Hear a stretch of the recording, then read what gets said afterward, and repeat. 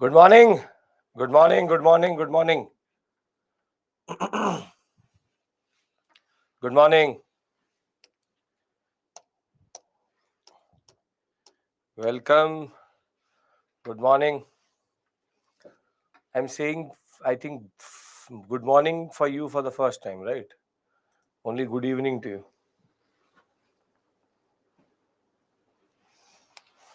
Good morning.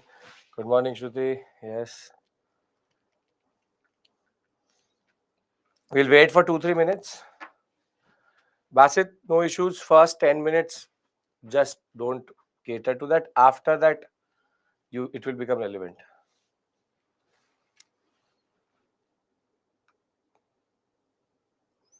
Yes, I know. I'll introduce the topic to you, but don't worry.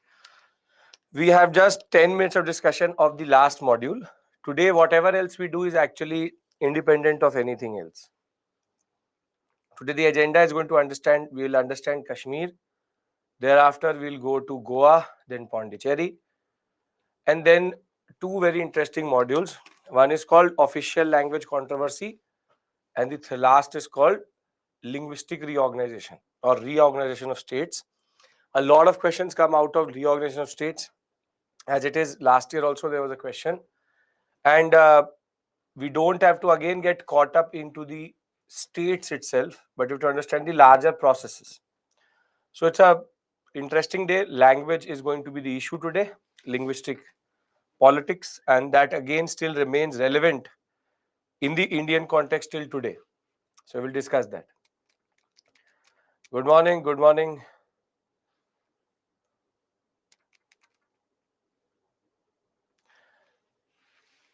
Pavan, what I'll do is that I'll give you, it's what, 7 o'clock. We'll give it 8:45 maybe or 8:30 maybe. I'll give you a 15 minutes break so that you can have breakfast. 5 minutes extra Saturday. So you can plan your breakfast accordingly. 15 minutes there. Merger agreements means when everything comes together.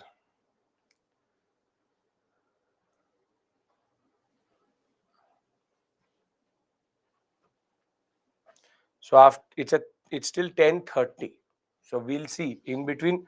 Most probably get your breakfast ready by 8:30ish, 8:30, 8:45ish. We'll see if we have been in between topics, we'll not take it. We'll see. Good morning to everybody. Good morning. Good morning. If you already had breakfast, very good. Sitting here with all the energy. There is no book for post-independence, Praveen. Just concentrate here. Book is that NCERT which I showed you, 12th class, Political Science, India since independence. Politics in India since independence, but that also only for reference.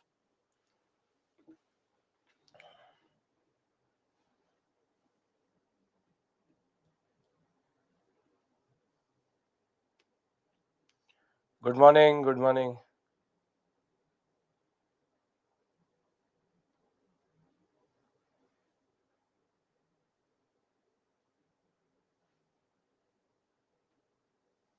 I understand that, Suraj.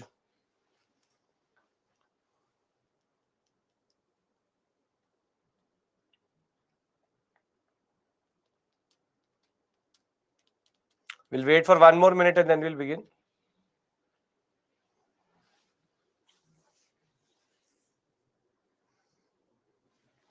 Technically, this class is because of the glitch we had. As it is, I never take classes, extra classes. But we can't help it. First class, we had that glitch. Other than that, though interesting topics, Monday we will end our journey.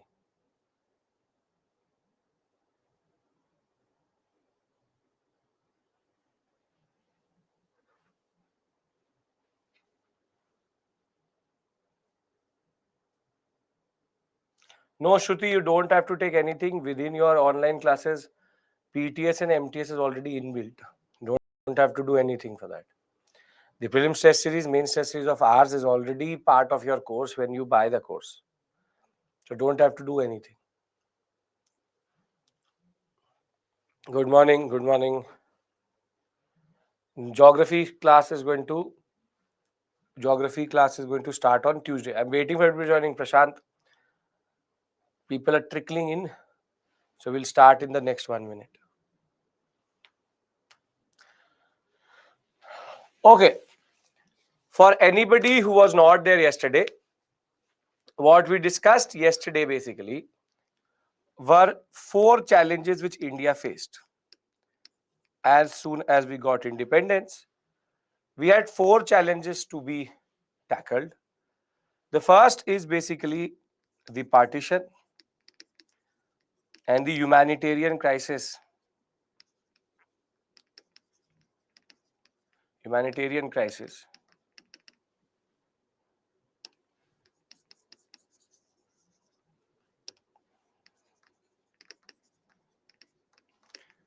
Which and administrative crisis which followed.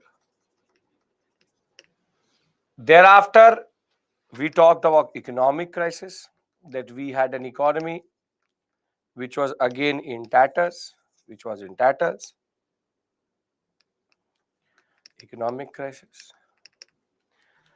Third was the institutional issues, that all our institutions were colonial,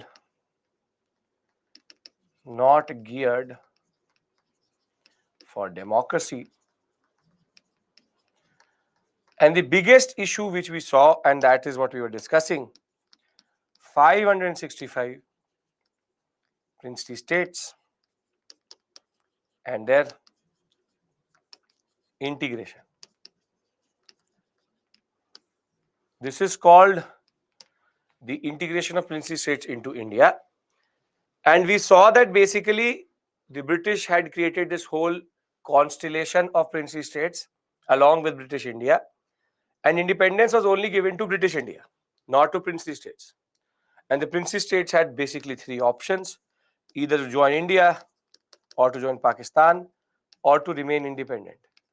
And now it was on the Iron Man of India, Sardar Patel, to work out how to make sure that every unit was integrated. And whilst his tactics of basically offering them paramountcy in a different packaging itself, along with the aspect of an imminent threat, the 3 messiest of all were basically Hyderabad, Junagadh, and Kashmir.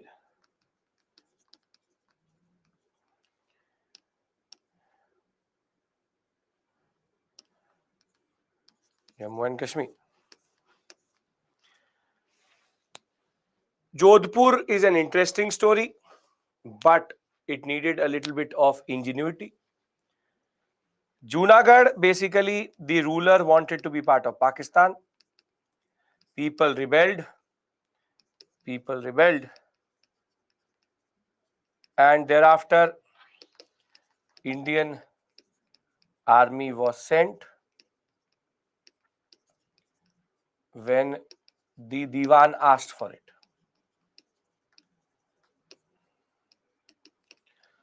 The brutalest of all of them was Hyderabad, where again the Nizam either wanted to be part of Pakistan but remain independent.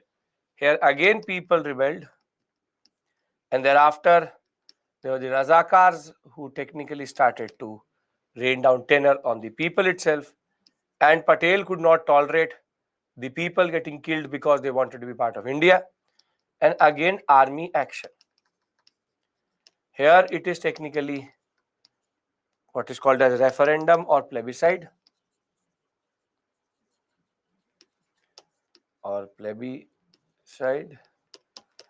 Here it is army action.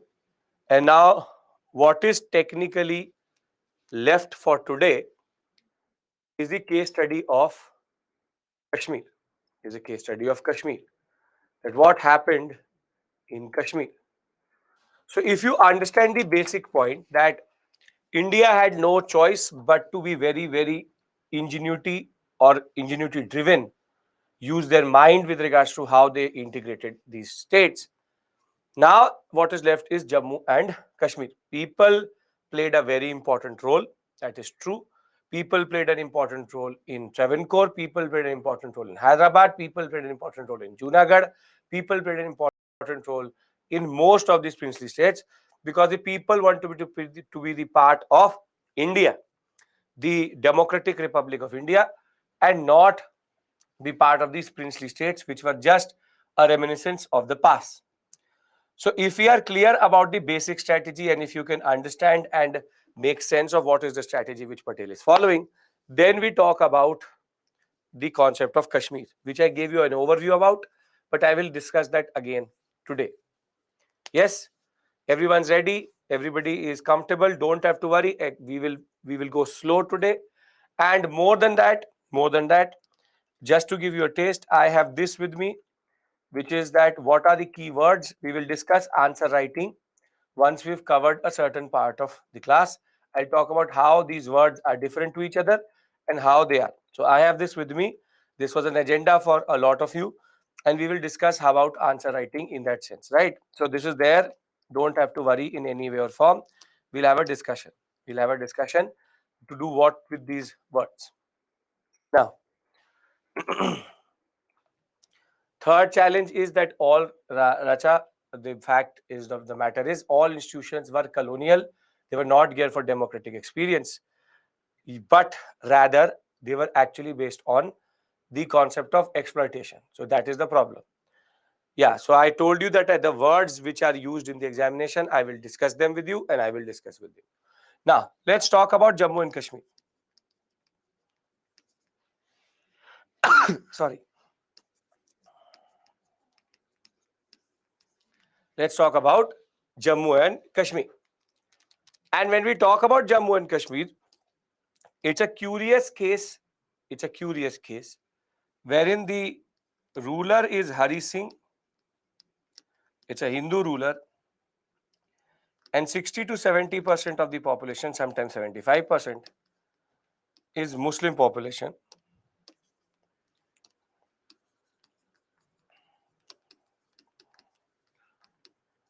And the simple point is that they are happy with Hari Singh. They are happy with Hari Singh. That there is no real discord or any form of tension in Jammu and Kashmir at this point of time. So as of 1947, this is the position. Hari Singh is the ruler, 60 to 70% Muslim population. Now, the problem of the story is that Pakistan was getting frustrated. It was getting frustrated because Junagadh got stuck, Hyderabad was getting stuck. Somehow it was not getting anything which it wanted within mainland India. And the problem of Pakistan basically is that its main river, which has now also become its sorrow, which is Indus. The Indus River originates in China and then first flows into Jammu and Kashmir, and its tributaries then flow into Pakistan. And Pakistan always believed that it needed to secure its main river or its most important economic resource, which is water. Now, with regards to Pakistan, they now don't want to wait. They do not want to wait and they want to force the issue. And this is what they will do in Jammu and Kashmir. As of 1947, Hari Singh chose to be independent, and he said that he would not like to be part of either Pakistan and India. And India was ready to honor that, but Pakistan wasn't. And that is why when Pakistan will get to know that Hari Singh wants to remain independent, now their idea is that they will force the issue in Jammu and Kashmir. And on 15th August 1947, and even before that, 10 to 15 days before that, the Pakistani army now starts to infiltrate into. There are two very important words here. One is called Gilgit Baltistan. Now I'll show it to you on a map first so that you have a basic idea. There, India has 2 ears. India has 2 ears. 1 second. Yeah. India has 2 ears. One is this one is this one. Now, this area is basically called Gilgit and Baltistan. And the problem with Gilgit Baltistan is very cold in the winter, and the entry into Gilgit Baltistan is also very limited. Very limited. Very limited. And what happens basically is that as soon as Hari Singh says that I don't want to be part of Pakistan, now Pakistani army starts to infiltrate into these two sectors. And what they do is that they cross over with the Pathani and the Pashtuni tribes in this sector, and they now start to move towards Srinagar. Their first task was that they tried to entice the people against Hari Singh. They tried to ask the people that your ruler is a Hindu, fight him, say that you want to be part of Pakistan. But the people of Kashmir and Jammu both were not falling for this trap. And they very simply said that we will not rise against our own ruler. So now the Pakistani army need to take this in their own hand. Which is that basically they will now need to fight Hari Singh's army. Hari Singh never had a very big army. And after moving from this sector, they now towards Jammu. They move towards Jammu. And whilst moving towards Jammu, now they are entering into Srinagar. And Hari Singh is caught fully off guard with the Pakistani army standing 2 to 3 kilometers away from Srinagar. Now Hari Singh is going to call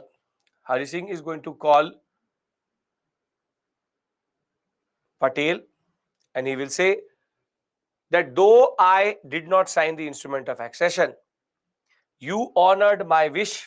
However, the problem is that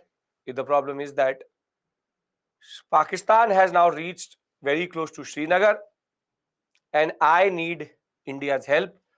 Please send your army to defeat the Pakistani army. Now, Patel had a very standard issue.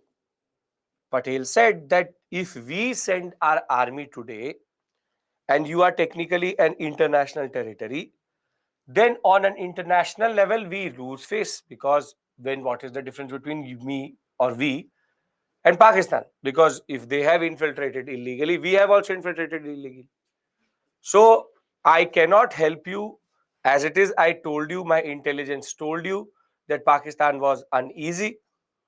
Now you ignored it, and I have no other option. The only way the Indian army enters into this sector is when you sign the instrument of accession. Hari Singh will cut the call. He will call Mountbatten, and he will say to Mountbatten that I called Patel, the situation is dire, I need Indian help.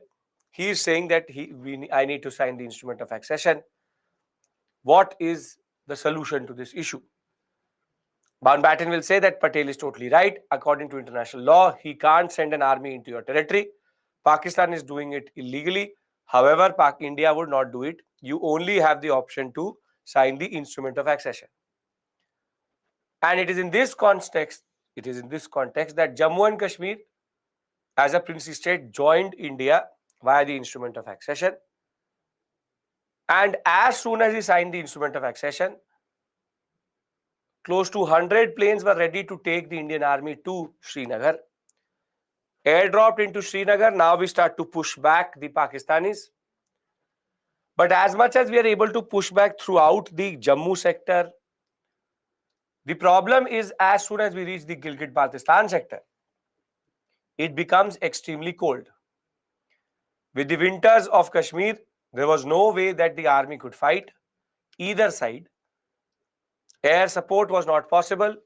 Generally, the whole structure was not conducive for warfare. And now Nehru, in his one of the most foolish moves, which he also admitted to later, believed that the United Nations was a body which can resolve disputes, He took the issue of Kashmir to the UN. However, the UN at this point of time basically was just a mouthpiece of the US, and because India had chosen to be non-aligned and Pakistan had become readily a part of American politics, the simple point of the matter was that the UN was a biased body towards Pakistan.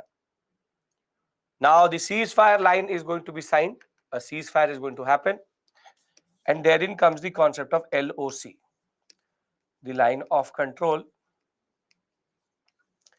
The LOC is going to become basically the line where the war stopped between India and Pakistan. This is an internationally recognized line. However, what basically they occupy is an Indian territory illegally occupied by Pakistan. One thing should be very clear, that Gilgit and Baltistan both are illegally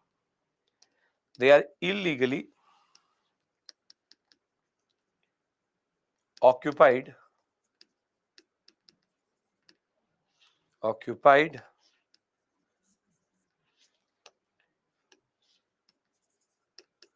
by Pakistan.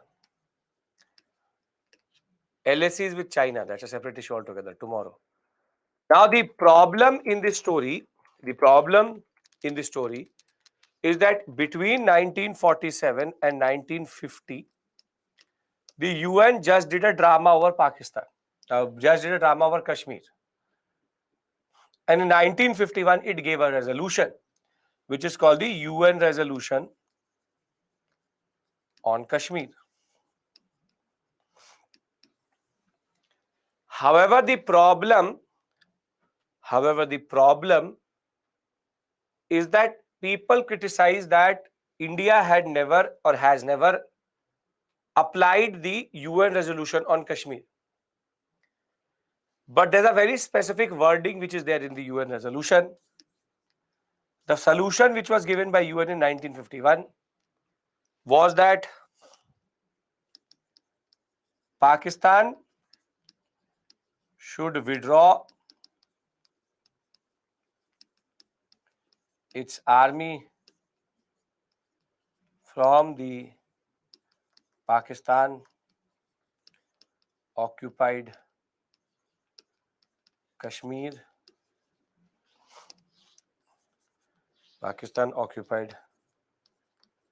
sector, and UN will hold a referendum, nothing but a voting, to ask the people, do they want to be part of India or do they want to be part of Pakistan? Now, people say that India never did it because we feared that the people will say to go to Pakistan. But this is the line we actually concentrate on. Has Pakistan vacated POK? Has Pakistan removed its army from POK? No? Then why should we hold the referendum? Simple point of the matter is, we don't fear the mandate of the people. We don't fear the fact that people will not choose us. But we can't have an army pressurize the people to vote in a certain way.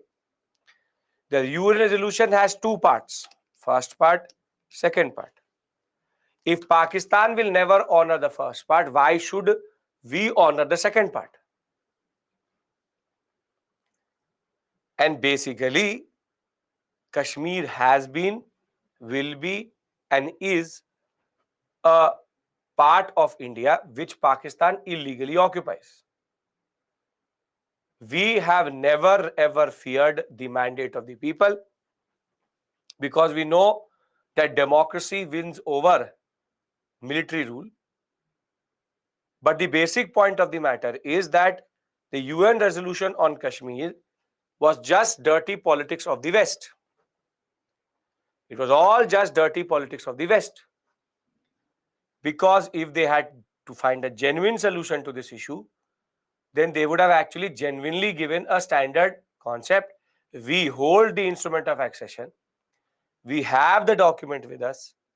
And Hari Singh, irrespective of whatever the context may be, signed that document in full free will and under no pressure. The pressure as it is was not created by India, but by Pakistan, but by Pakistan. So the simple point of the matter is, when it comes to Kashmir, it is an uncompromising and undeniable fact that Kashmir was never Pakistan's and it will never be Pakistan's.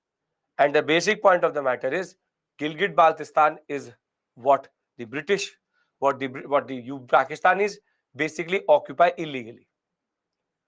Are we clear about what is our approach here? If there's a referendum, people will choose India because India is a better country to be in. It's a democratic country. Pakistan is all about now that nobody is going to choose Pakistan. That's a separate issue altogether. So simple point of the matter is that Kashmir is an issue which Pakistan does not want to resolve. Please understand this very, very clearly. Why UN interfered in this issue? Because we took it to the UN, the first and the last time we ever involved the UN in anything. Referendum did not happen because Pakistan never withdrew the army only. So, see, the point is this the best time? Is this the last time? That is not the point. The point of the matter is, when was it best time? When is not best time? That's not the point. The point is, it's a resolution. It's a resolution. The whole world sees the referendum part, but they don't see the first part. But isn't the first part equally important to the second part? That if there is a referendum, it cannot happen under military rule. Pakistan is a puppet state. Pakistani democracy is a joke because at the end of the day, it is all ruled by the army. So, simple point, referendum means voting. They will be given a piece of paper, say which country you want to be part of, India, Pakistan. So, the fact that the referendum is free and fair only happens when the first part is actually true. Because the military can pressurize the people, it can influence the people. So when it comes to Kashmir, our funda is very clear. Let them do say whatever they want to say. Kashmir, Jammu and Kashmir, now UT of Jammu and Kashmir, is basically and has been part of India, and it is illegal occupation. It is proper illegal occupation. Yes? If this is clear, you want to see the map. We are talking about this area. Talk about this area. Yes, Unnati. Yes. So let's read it out. What you have to write in the examination, I'm telling you. Are we clear about this whole issue? Are we clear about this issue? Okay. Ladakh is part of this whole sector. Ladakh comes with the whole Jammu and Kashmir sector we control. Hindu ruler Hari Singh, close to 75% of the population was Muslim, decided to accede neither to India or to Pakistan. Pakistan tries to short circuit the process. On 22nd October, Pakistani army crosses over with the Pathani tribesmen. And on 24th October, Hari Singh demands military assistance from Indian government. Mountbatten pointed out that under international law, India can send its troops only after state signs a formal instrument of accession. VP Menon will go to Kashmir and he will sign on 26th October the instrument of accession. And on 27th October, nearly 100 planes will airlift men and weapons to Srinagar. Pakistani army left the main valley, but they continued to occupy a large chunk of Gilgit-Baltistan region. Sheikh Abdullah will become the prime minister under the structure of what was called the Jammu and Kashmir government at that point of time. And India, however, decided to take this issue to the UN. Security Council was this Pakistan. Both USA and Britain were playing games and supporting Pakistan. And even Nehru accepted that there was dirty politics.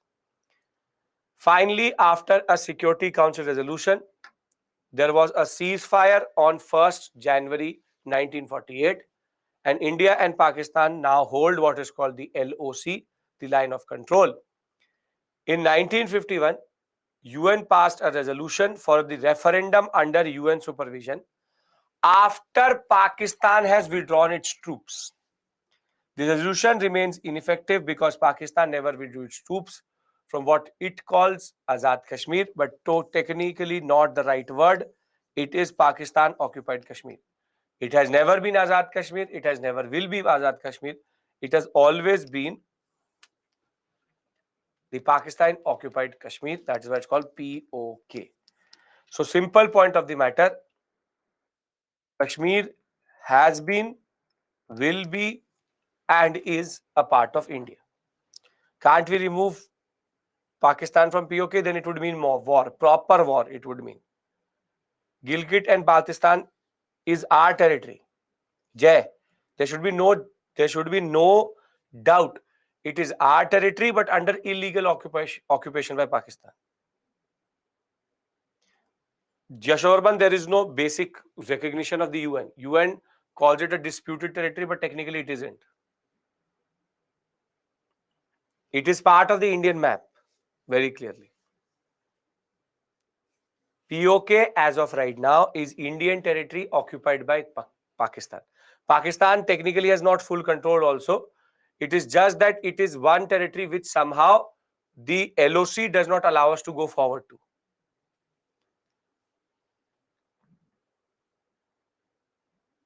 Why doesn't India take control of POK? Aren't we the ones who actually are the legitimate? You need to understand this. It's an illegal occupation. Removing Pakistan would mean war. So it would be a proper war which would be needed. So the LOC, yes, still exists till today. Still exists. See, Kashmir is a mess, which Pakistan does not want a solution to. See, Pakistan very well knows that it is legitimate territory of India. It is just hiding behind the UN resolution, and India is ready to honor the UN resolution. That's it. Because the day will come that the referendum will happen. The day will come that the Pakistani army will be removed from the sector. But when we talk about Kashmir, we have to keep it simple for the examination. Kashmir is, will be, and is, and has been always a part of India. Are we clear about this issue? Because the LOC exists today, but it is just a line which the UN drew. That's it. Okay.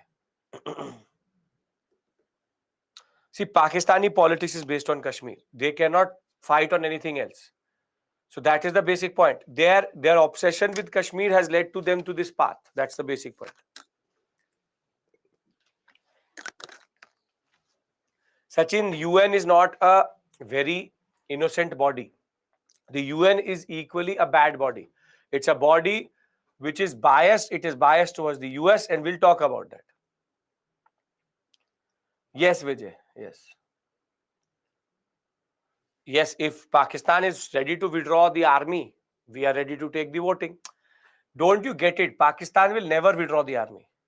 We would have to make them do it because they know as soon as they withdraw the army, the people will automatically ask to be part of India because they're already part of India. So they are just trying to force the issue here, and their politics and their expenditure in all these parts are basically futile. Simple point of the matter is, see, listen to me. Kashmir is part of India. If today I pass a resolution that Sri Lanka is part of India, does it automatically become part of India?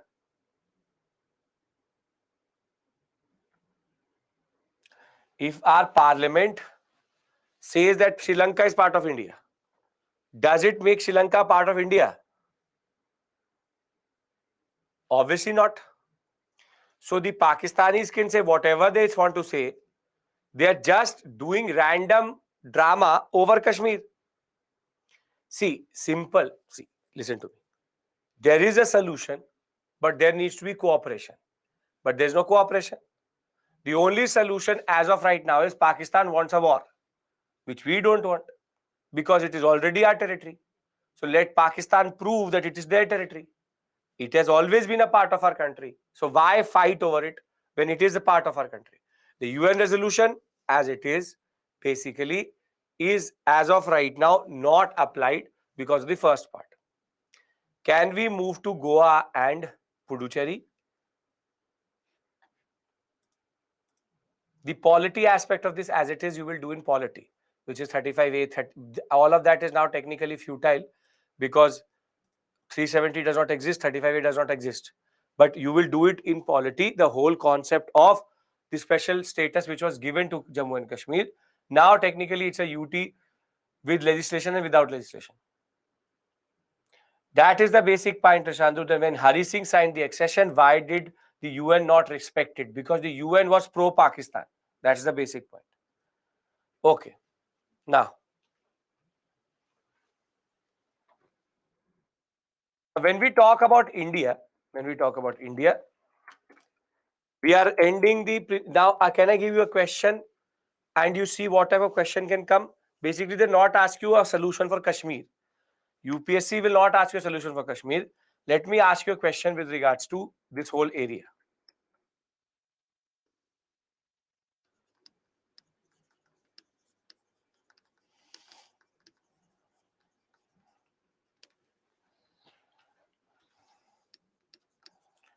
The process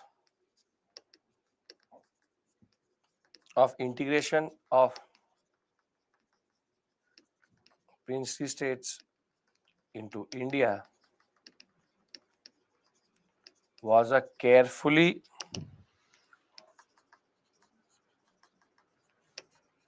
crafted plan of Patel. Discuss.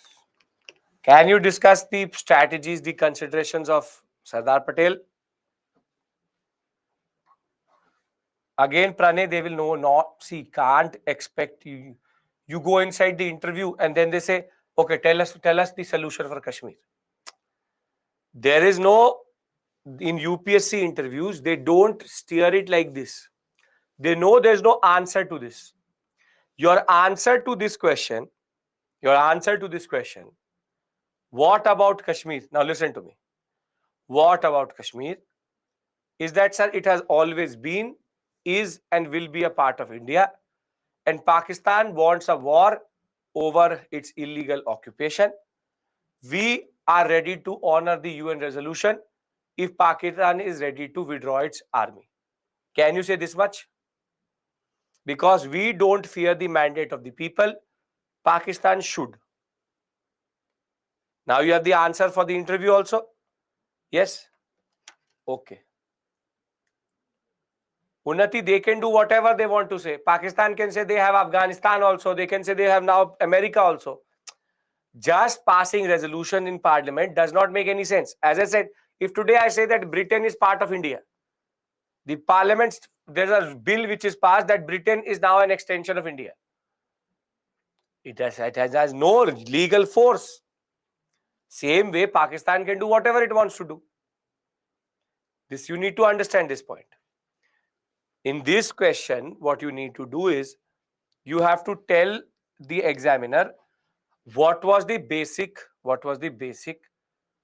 plan of integration of princely states? So the three considerations he had, then the concept he introduced, and how the Mountbatten speech also played a important role. Right? Okay. Now we can pass a bill for Gilgit Baltistan. Yes, that's why we went for. We have made it a UT, so now the center can do anything. Okay.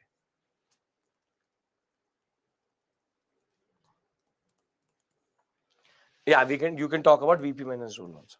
Now, everybody's with me. Can we talk about Goa and Pondicherry? Very small discussions, but interesting. Yes? Okay. Now, when we talk about Goa, see, in India, there was not one but three powers which were left in some way or the form. You have the British, then you have the Portuguese,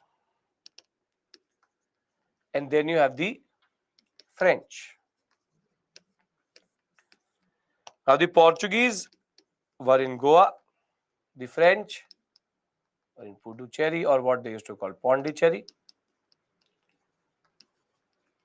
And now we need to see how these two areas got integrated.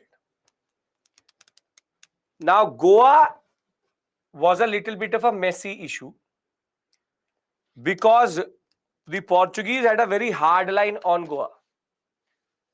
The Portuguese understanding and basic concept was that Goa existed even before British India.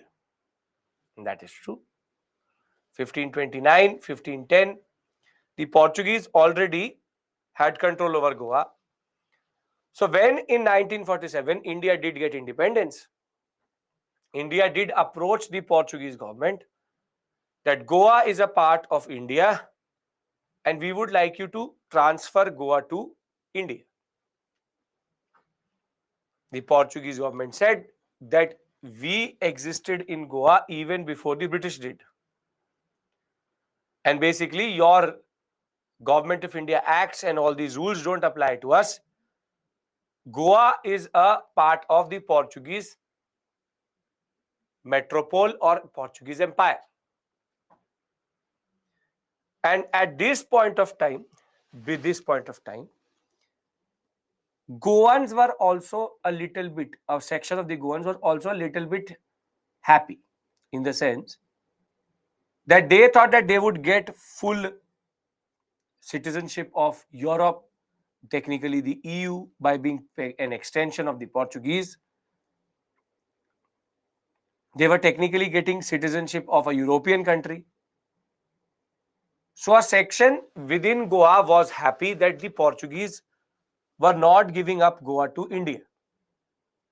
However, what they did not realize was that Portugal had a totally different plan for this whole sector, because the Goans were never given full citizenship. They were always considered inferior to the main Portuguese population.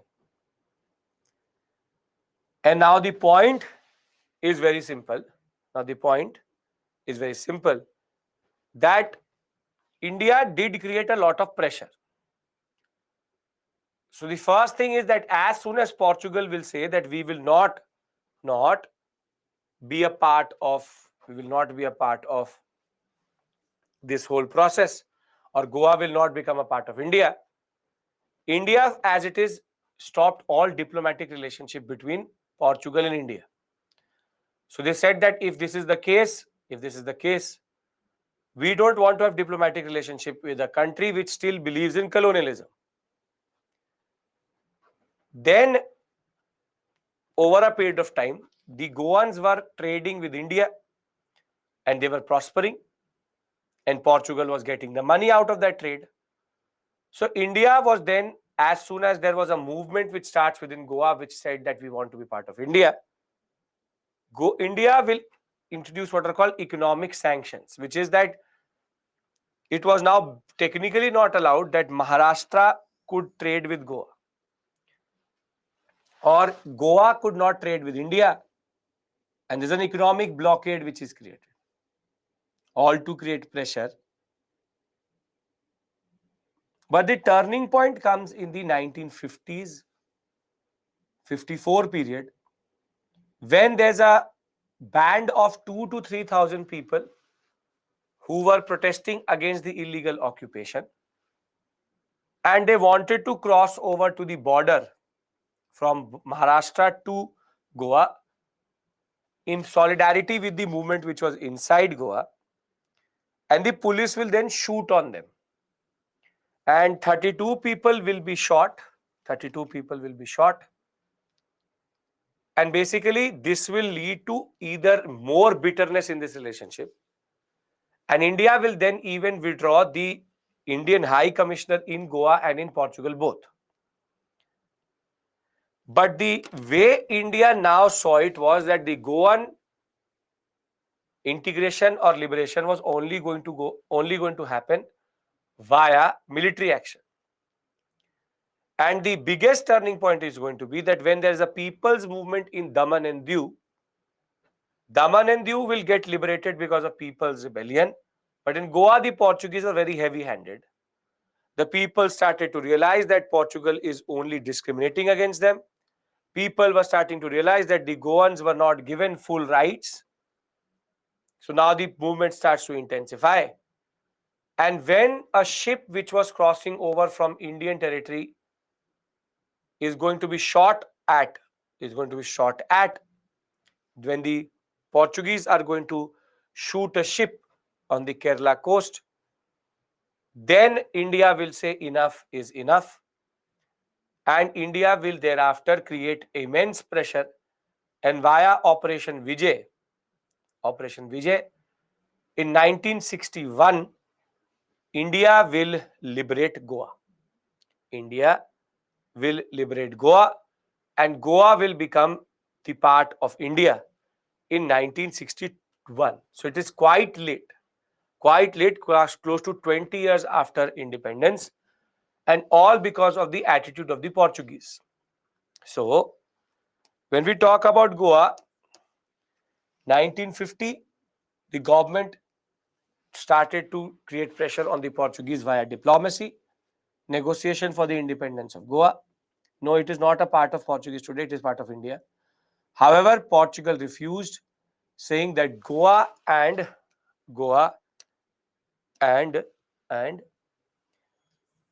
its territories around it were not Indian possessions, but were an integral part of the metropolitan or metropole of the Portuguese. And since Indian Republic had not even existed when Goa became a part of Portugal, there was no point of asking for Goa's merger. So in 1953, Indian diplomatic mission at Lisbon was withdrawn. Basically, the diplomatic mission was withdrawn, that we will not have a diplomatic relationship with you if you are going to have this type of an attitude. Therefore, by 1954, India imposed travel restrictions between India and Goa, which impeded transportation from Goa and other Portuguese enclaves while traveling within Indian territory.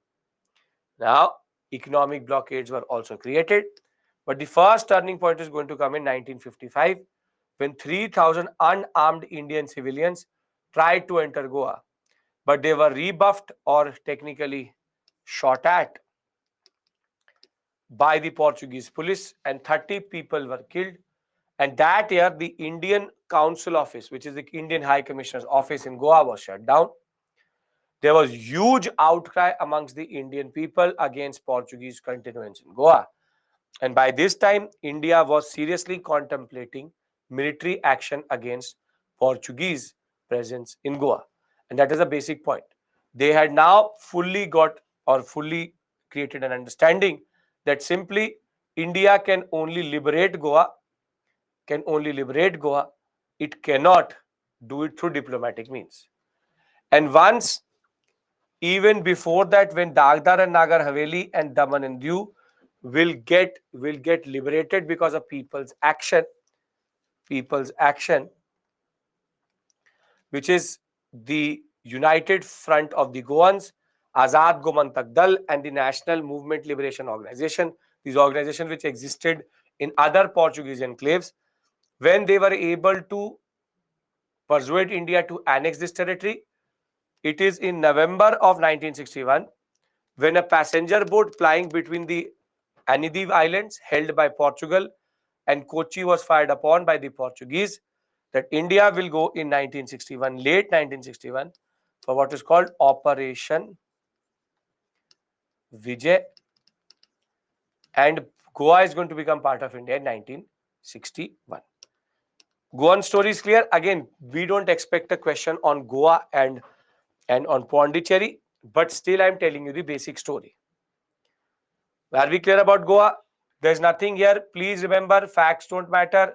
Have to create an understanding. That is it. Great. Now,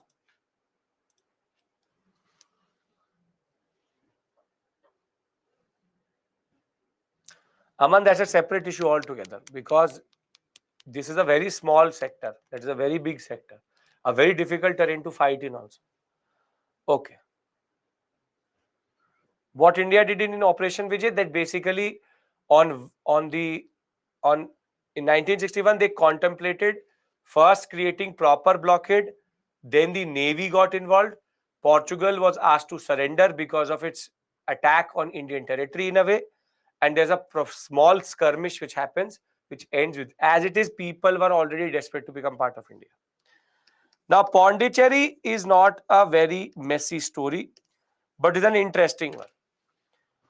Now again, Pondicherry becomes a part of France.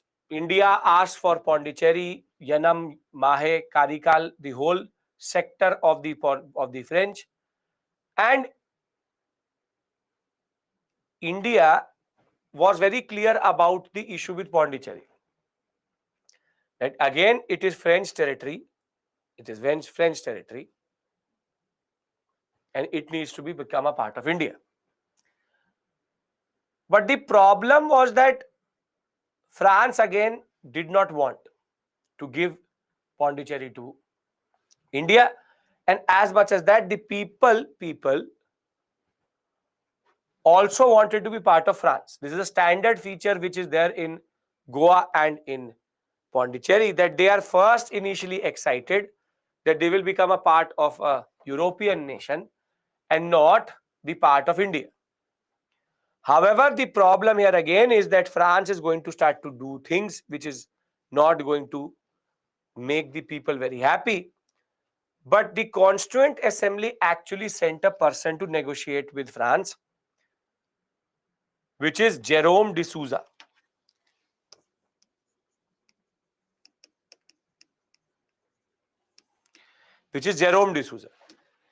And when we talk about Jerome D'Souza, he goes from India to France to negotiate for Pondicherry. But the problem was that basically France will say at this point of time that let's do one thing. Let's hold a plebiscite. Let's hold a referendum.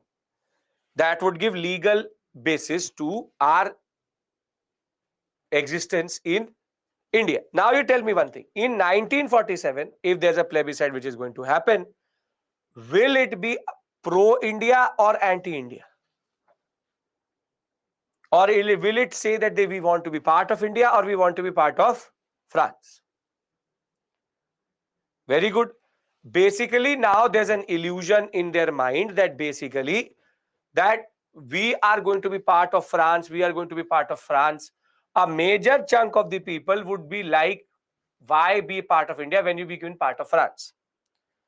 So when Jerome D'Souza comes to Patel and Nehru and says that let's do one thing, the French are saying that let's hold a plebiscite. Patel says, leave it. Let us not give them a legal basis. Leave it.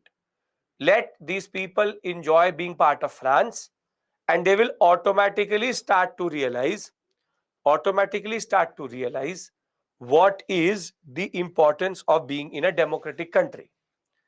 And that is why Patel Nehru said that let them enjoy, no issues, because we will not give them the satisfaction of having a referendum, because France is always going to then quote the referendum. So we said, okay, let Pondicherry be part of France. We are not going to interfere in this issue. And that is what India does also. But ironically,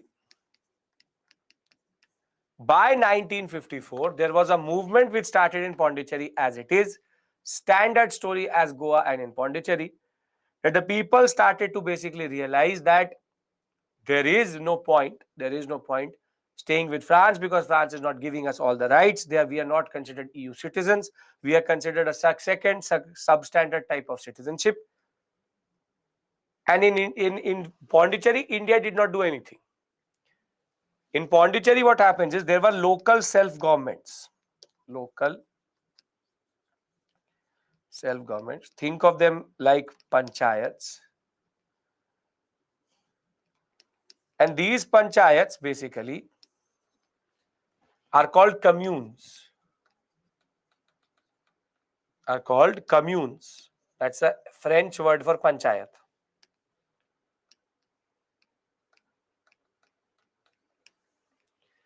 And now there will be a movement which will start within Pondicherry, automatically within the communes, that we want to be part of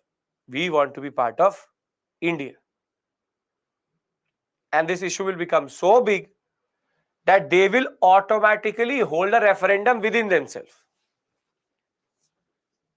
And when this will happen in 1954, again, overwhelming majority of the communes are going to say that now we want to be part of India. They will send a representation to the government of India. The government of India is going to then take it up with France. And now with this type of a referendum behind us, France will thereafter start to work to ratify this resolution. And in 1962, Pondicherry will become a part of India. So it's again a very standard, straightforward story, which is that from the time India signed or gained its independence, it raised the issue of the French settlements with the government of France. Jérôme de Souza, a member of the Constituent Assembly, was appointed by the government of India to negotiate with the French authorities in Pondicherry. As a result of these negotiations, the French agreed to hold a referendum in these territories regarding the political status of the French territories in India. However, having sensed that the result of this referendum may be not in favor of merger, the government of India withdrew its support over this concept of referendum.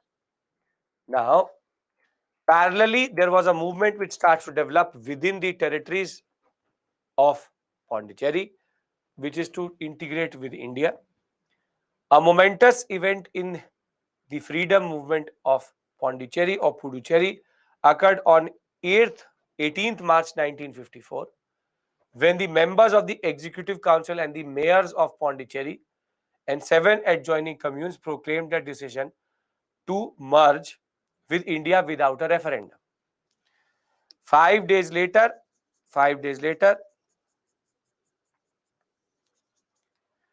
the elected members of the Representative Assembly and Municipal Councillors of Pondicherry and Karikal took part in a referendum at Kizhur. Of the 178 members voting, overwhelming majority, 170, favored the merger of French territory with India. 3 days later, an agreement was signed on de facto transfer of French territories to India in New Delhi, and it will be formally ratified close to, and they will still take 6 years to do it.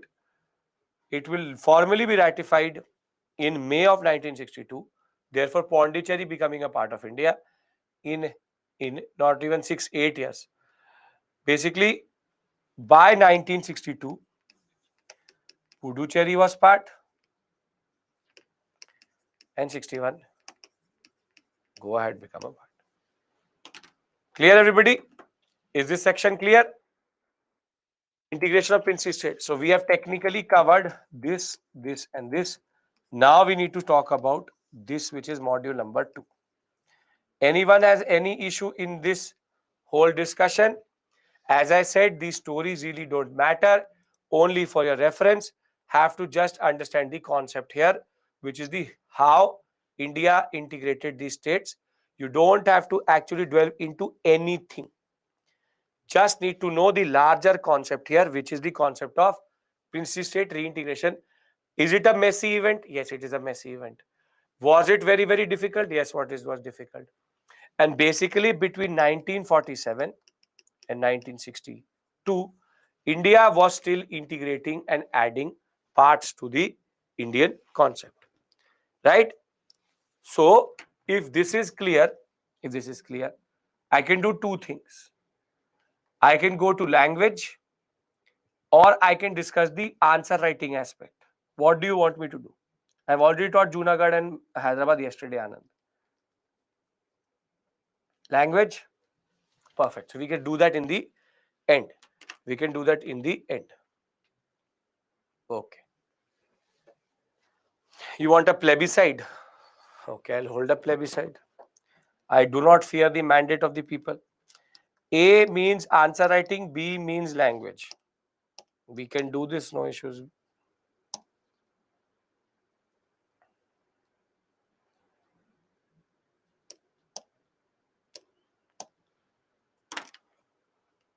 A means you want to do answer writing, B means you want to do language issue.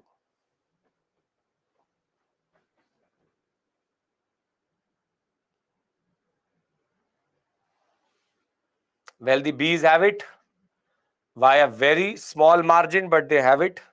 So, yes. So, language it is. Democracy. Though this is what is the issue of the first past the post system? What is the issue of the first past the post system? That though answer writing I will do it to you with again today only, but in the end, that though 48% or 43% don't want it, they have to go with the mandate of the 53. This is why first past the post system is not considered very effective, because the vote share itself doesn't really matter. It's about who wins. Okay, that was a lesson in polity. Now India has consolidated itself basically, but what the irony of the story is, all what I'm discussing with you is also happening parallelly. Now,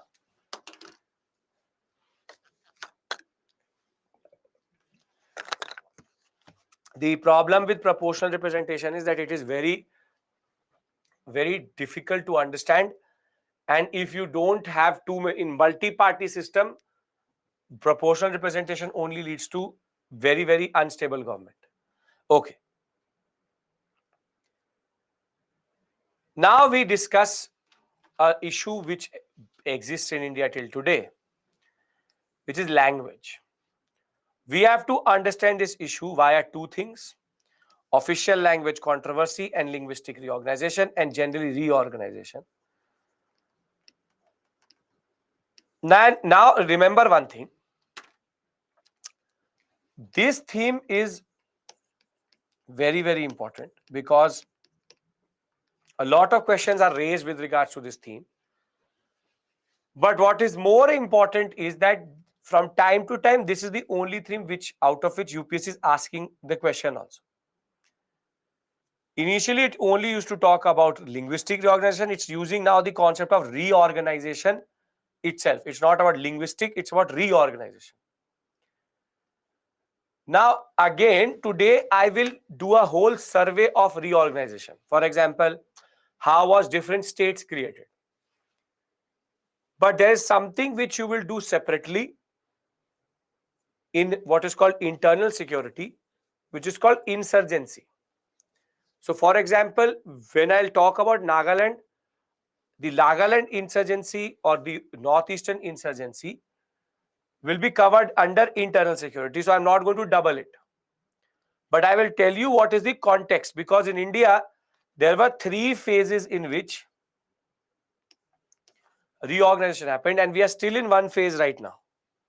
So I'll give you a table, I'll give you this whole concept so that you can just write those points in the examination and you basically get your answer.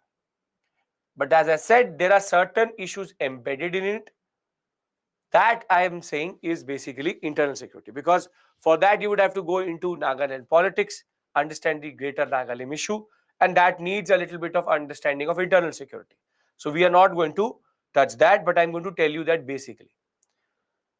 So now we discuss first this concept of language.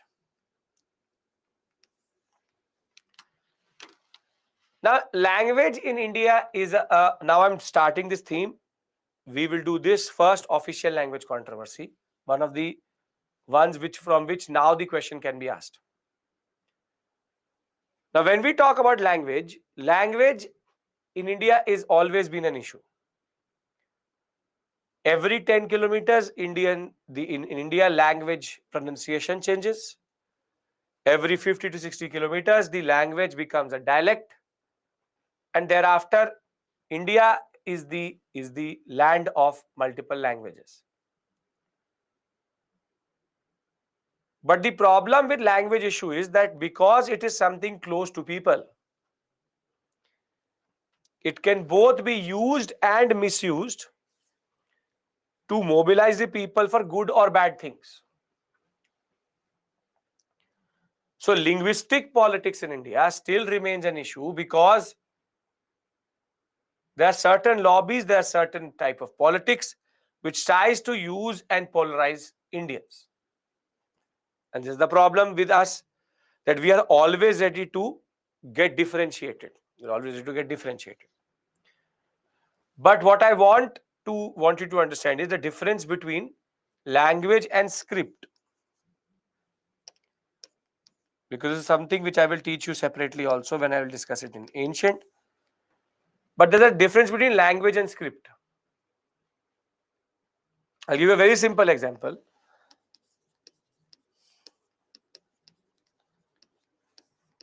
This is which language?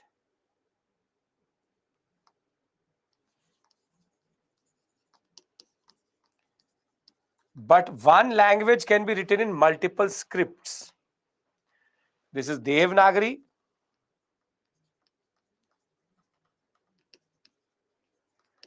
And this is Roman English script. This means that the way you write something is basically script. The symbol system.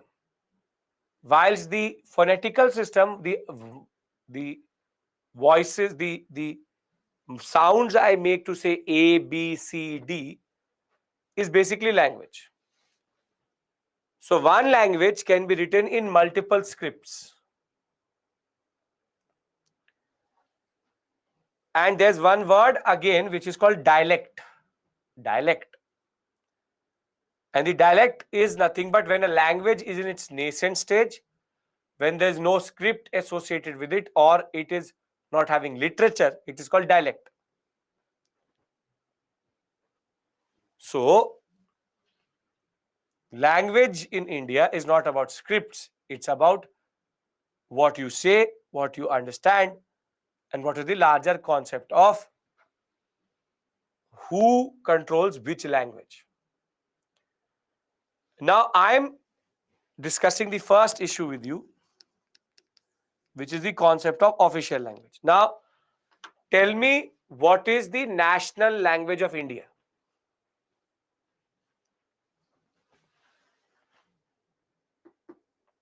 Not Hindi. No language. Aman is saying 21. Molly is saying 22. Pritesh, just refresh. Don't worry.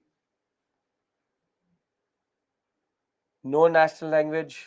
English 24. No, see. How many languages are there in the 8th schedule?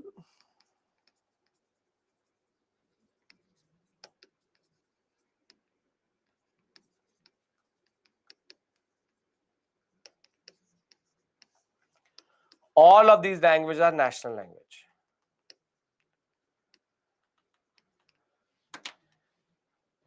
See, basically, in the Constituent Assembly the question came up that what is going to be the national language of India? So when this question came up in the Pakistani parliament, they said Urdu. Okay. But the national language status basically is just an honorary status. What is the national language of India? They said whatever is the standard languages across India, recognize all of them. So they killed the issue itself, because national language of India cannot be one language, because it's a honorary identity based concept. Is Hindi, Marathi, Rajasthani, Gujarati one language which everybody speaks? No. So there are two ways to say this, that there is no national language or there are 22 national languages. That basically each and every language which is recognized in the 8th schedule is basically a national language. Because you, and see, the irony is that is why I'll tell you what is the difference between official language. I'm coming to that. The 8th schedule of the Indian Constitution recognizes 22 languages. But have you ever wondered what that recognition actually means? These 22 languages are not put there for just show. It means that these 22 languages together are our national language, and Indian identity therefore is recognized by 22 languages. Now, this was a master stroke by our Constituent Assembly, because there could be riots in India over language. So they said, recognize every language. So equally important, all of them. So if you look at it, the Constituent Assembly killed this issue. It kills the issue. It straightforward said, national language, which is just an honorary position, because you don't get anything out of this basic concept. These were the 22 major languages at that point of time. And that is why when you will fill up the form of UPSC, in the Indian language paper, which is for which you would have to write it, you have all these 22 languages available, because all of these languages are recognized by the government of India. So on online or on different sources, it will say there is no national language. But technically, 8th schedule recognizes not one, but 22 of them. So because national language technically does not have any specific purpose, the government of India recognized all of them. English is not part of this list. English is actually not in this list. Out of these 22 languages, English is not there. It's all Indian languages. So even if somebody asks you, you are saying the same thing. No national language or 22 are the same thing, because there's no one and there is no two, but 22. So the 8th schedule of the Indian Constitution very simply says there are 22 languages in India which are accepted as the 22 languages which are accepted by the Constitution of India as a national language. In India, there can be no single national language which can technically be used all across India. There is no language in India which can be used all across India. That is the basic point. Are we clear about this?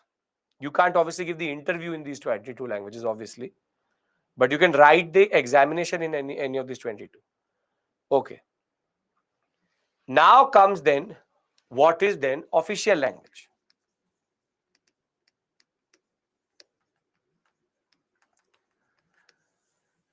See, official language has a purpose.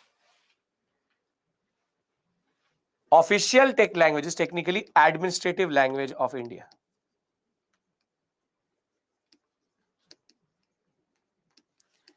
And very simply, the fact of the matter is that center state state higher education courts. This is the basic purpose of official language, that center state communication, higher education, and the judiciary. What is going to be the language for that? Now here you can't have 22. Here you can't have 22 because center sends something to the state, it would have to give 22 different translations. Tamil Nadu says that there's a terrorist threat, it would then get translated, and we know that in translation mostly the essence is gone. So 22, the Tamil Nadu will say something in Tamil, it will then get translated to Malayalam, then go to Kerala. Nobody knows. It creates a lot of hassle. Not every document can be published in 22 languages. And in higher education, it cannot be that I am doing BA honors in English. Somebody is doing the same thing in some other language. There cannot be 22 books also. There cannot be 22 books also. And basically, center-state communication is very, very important.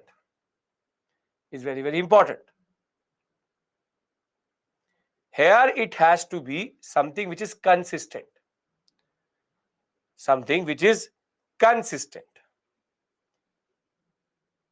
And therefore, official language needs to be one language which can be used all across India. And once the center says something, it starts to go to each and every state in that language. In judiciary, it is even a bigger issue. In judicial documents, in every judicial wording really matters. Because in law, it's not about how you learn it, it's about how the judgment is given. If the judgment is given in, for example, Tamil, and it gets lost in translation in any other language, then it is a loss for all of us. Because words like may, shall, state, these small words matter quite a lot in judicial documents. So the official language had to be one, or at least one, because it cannot be multiple. So do we understand the difference between official language and national language? National language, honorary, no real purpose. Official language is actually much more concrete with regards to something which has purpose on the everyday administration of this country. Are we clear about this? Because a lot of students need to know this, get confused here only. Are we clear here? I want everybody's consent here. Official language cannot be multiple because that will lead to disturbance. Yes, very good. Okay.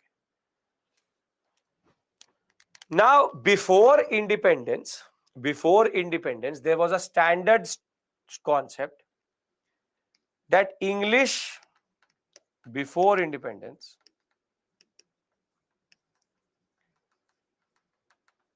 basically the concept was very simple, that English will not be our official language because it is the language of the British and our subjugation to it. Subjugation to them. On the other hand, what was decided was that we will technically choose what is called Hindustani language. Now, what basically Hindustani language is a mixture of Hindi plus Urdu and could be written in both Devanagari and Urdu script. And that is why you would have seen that if you've ever, and if you want to see, if you've ever seen, for example, HRA documents, there are the British documents which are there by the INC. They were mostly in Hindustani language Urdu script. So Urdu script was quite common, and in India, it was used quite a lot also. Used quite a lot. And Hindustani basically is a modified type of language, hybrid language. And you would have seen that is why in Hindi, we have Urdu words in Hindi?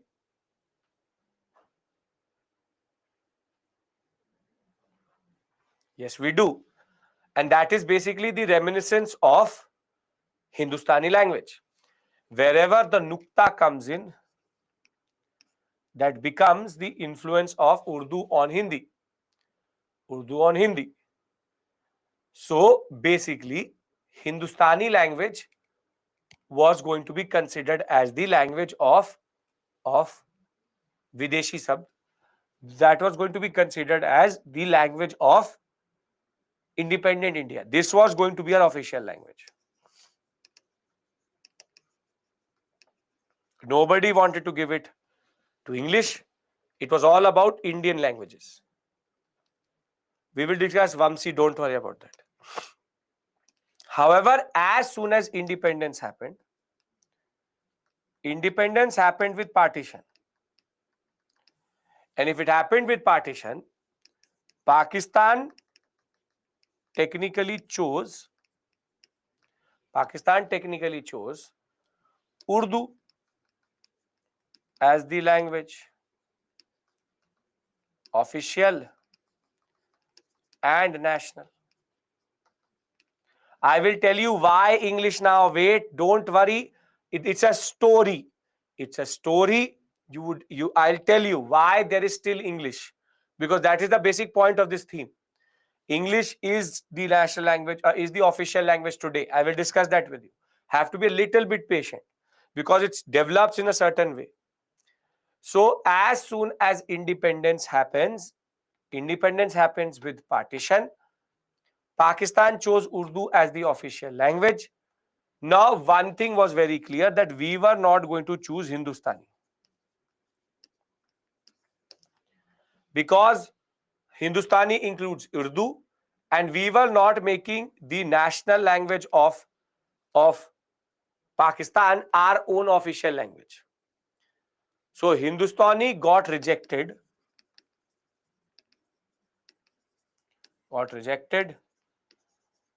because of Urdu or Pakistan connection. Now this creates an issue. Which is that now what? Because if pre-independence, there's a very standard story that it is going to be Hindustani, not English. Then why is that after independence? The issue is that basically Hindustani can't be the language of India, cannot be, or got rejected because Urdu is the official and national language of Pakistan. So do you understand the underlying issue here? Because what I'll do is, because I'll give you a break here, because there's a very long discussion I need to have and I don't want a break in between there. So are we clear about how Hindustani gets rejected and what is the difference between official and national language? Are we clear about these two things? Yes, we are. Great. So if we are, it is what? 8:25. I'm giving you this break as a longer one. I will see you after 15 minutes because you can have breakfast if you want to. I'll see you at 8:40 now. And as I said, the exceptional Saturday, that is why I'm giving you this 15 minutes. Simple point of the matter is, official language is a language which is used for official purposes, administrative purposes, cannot be multiple. National language is an honorary position. Before independence was decided that Hindustani is going to be it, but Hindustani cannot be because it has part of Urdu. Payal, are we clear about this and can we take a break?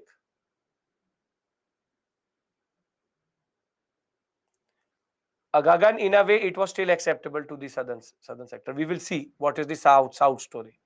Okay. So I see you at 8:41 and you can have your breakfast because extraordinary situation giving you extra time, right? Okay. Okay. Simple. Keep it simple. I've already had breakfast. It's not me. It's you. Because a lot of you said that to me. 5 minutes extra, not an issue. Thank you.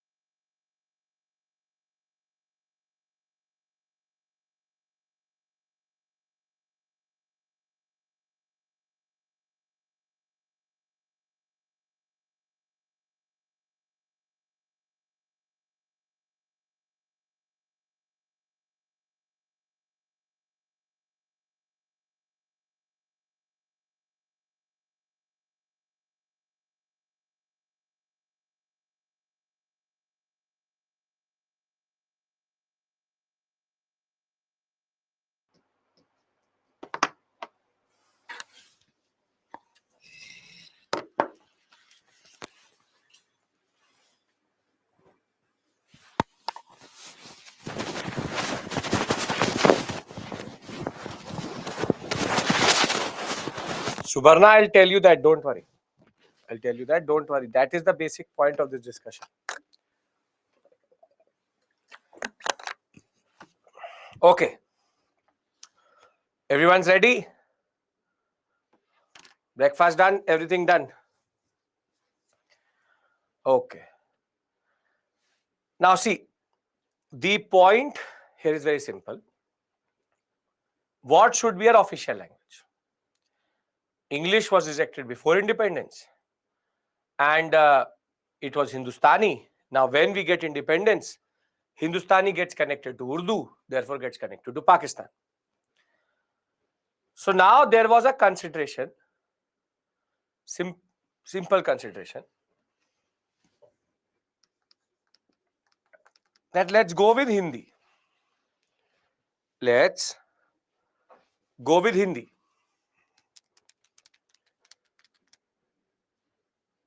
But there's a problem.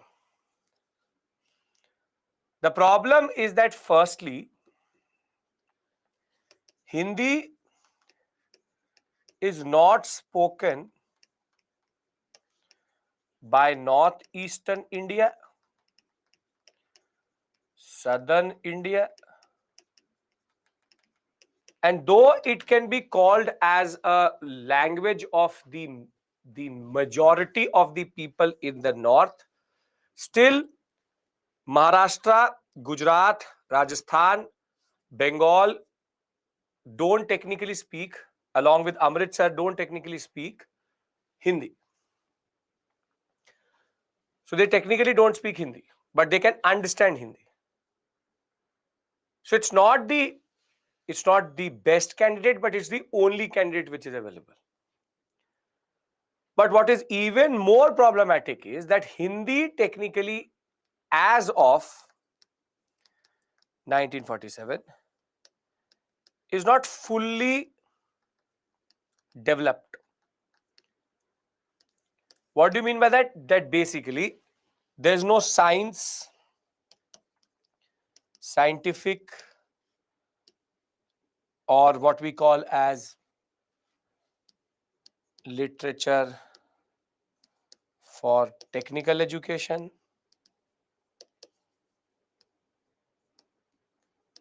for medicine, for technology.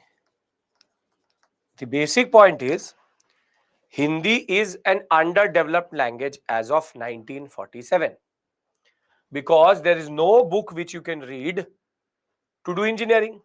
You cannot do any book to read medical sciences. There's no book for which ISRO can develop a rocket. The simple point of the matter is, though Hindi is a very good candidate, Hindi needs time. Hindi needs time. Firstly, there is two considerations here. First, time to develop, and time for southern and northeastern states to learn it.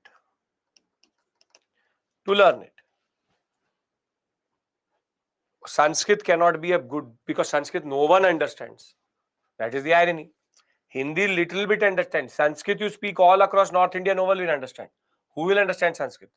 I will say Sanskrit right now, nobody is going to understand. I don't even know Sanskrit. That is the basic point. The problem of the matter is that Hindi needs time to develop, and southern states and northeastern states need time to learn. And at this point of time,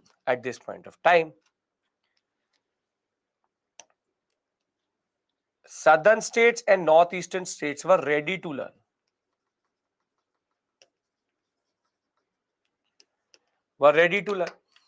Basically, they said that, okay, we are ready to learn, but we need time. But the Hindi proponents, they said, no, Hindi is ready. Push it. This is the consideration which is happening between 1947 and 49. This is when the constitution is being in the process of writing. So now Hindi can be chosen, but Hindi has a problem. It is not developed and it is not spoken by everybody. But given the requisite amount of time, it can develop as a good language and it can also be taught to the southern states and northeastern states. And as it is, the northeastern states and southern states thought that we are already at a disadvantage. So we need some time to learn. So Nehru, there are three basic considerations. First is that Hindi can be used, but Hindi cannot be used fully. Second, Hindi needs time for development, but the proponent said no, it doesn't. And third is that the people who need to learn Hindi also need some time. So based on all this discussion, the fact that Hindustani cannot be used, the fact that English was never under consideration, the fact that Hindi needs time, the constitutional compromise which came in 1950,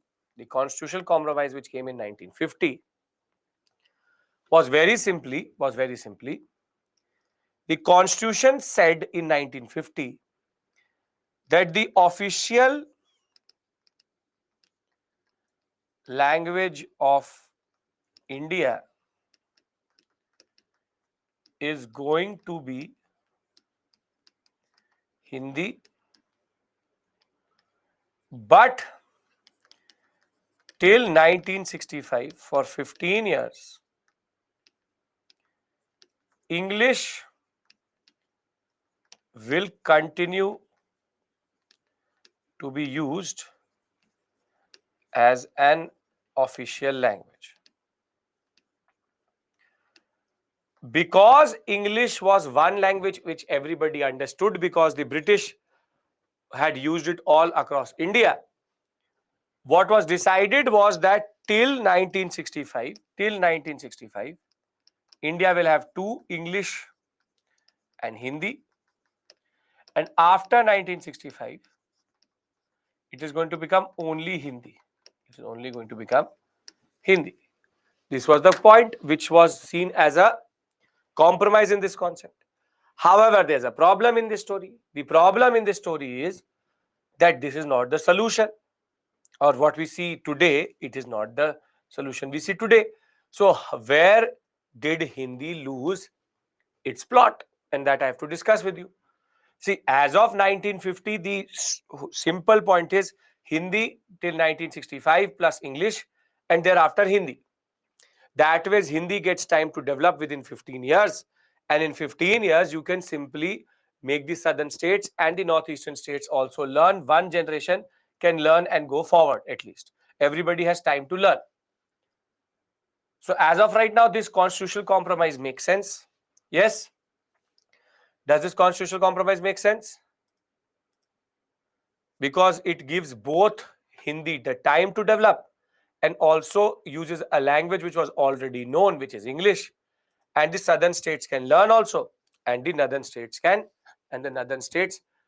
develop Hindi further. Now, in these 15 years, till this point, everybody is with me. What is the constitutional compromise? Everybody is with me. I need everybody's consent, because from here, the story is going to become complicated. Yes? Great. Now, if I was an administrator in these 1950 to 1965 period, in these 15 years, the approach of introducing Hindi should be what? It should be aggressive, it should be gradual, it should be systematic. Or how do you introduce this language to the southern states or to the northeastern states? As an administrator, as an IS officer, it should be, Shalu saying gradual, Pranay systematic, Sahil saying gradual, progressive, school curriculum, Shamil, very good. Then what is your strategy? What should be your strategy? Gradual, very good. Systematic, gradual, progressively adding it to the southern states and the northeastern states. We all agree that the concept should not be aggressive, and Hindi should be made as easy as possible to learn and should be introduced at the schooling level, at the college level. It should be easy, and Hindi was easy, and gradual systematic process. Can we agree to this? That we all as administrators agree that the only way you make somebody learn something is a gradual, systematic process. Very good. Now, the problem is that Hindi as of 1950 was easy to learn, simple, and a gradual approach was needed. However, now comes the but. However, the Hindi protagonists, the Hindi proponents fully lost the plot. Fully lost the plot. Whilst at this point of time, the southern states were ready to learn, though they knew at a disadvantage. For the betterment of India, for the vision of India, they were ready to basically learn it. However, there are two things which the Hindi proponents did, and which is going to fully make this process very, very difficult thereon. First is that they started to push for quick change and adoption, which is that it is technically an aggressive policy which they follow. But more than that, what they did, and that was the blunder, is that they changed Hindi itself. And it is called the process of Sanskritization of Hindi. Basically, in the name of purity of language, easy words removed and new Sanskrit words added. And if anybody has ever seen at university level, anybody who says Bol Chal Hindi, they can actually understand Bol Chal Hindi. Bol Chal Hindi is whatever we say in the day-to-day life. But if you will ever see academic Hindi, ever picked up a Hindi literature book, or you've ever seen basically, for example, university level books in Hindi, even Hindi people did not understand it. And this is called the Sanskritization of Hindi, which is that Hindi was easy to learn, but now Hindi they started to change. Kim kartavya vimud. Dvand is an easier word, but Kim kartavya vimud. They started to now add full Sanskrit words into Hindi in the process of purifying Hindi. And the irony of this, is Nehru was sitting and listening to All India Radio, and he heard the English bulletin coming from the Hindi belt itself. When the Hindi broadcast started, Nehru thought that there was a new language which was being spoken, which is that he did not understand the bulletin itself. And this is the new problem which the Hindi proponents start to do. That basically the people who understood Hindi now can't understand Hindi, and the southern states say that why are you changing Hindi and making it so hard? So the pathway for Hindi was very, very easy. The pathway for Hindi was very, very easy. But because the Sanskritized Hindi was so difficult that even people like Nehru, a proper Hindi belt person, did not even understand it only.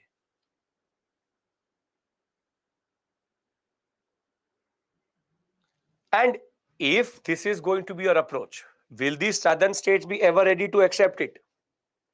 The people who are already at a disadvantage, they were ready to compromise for the nation.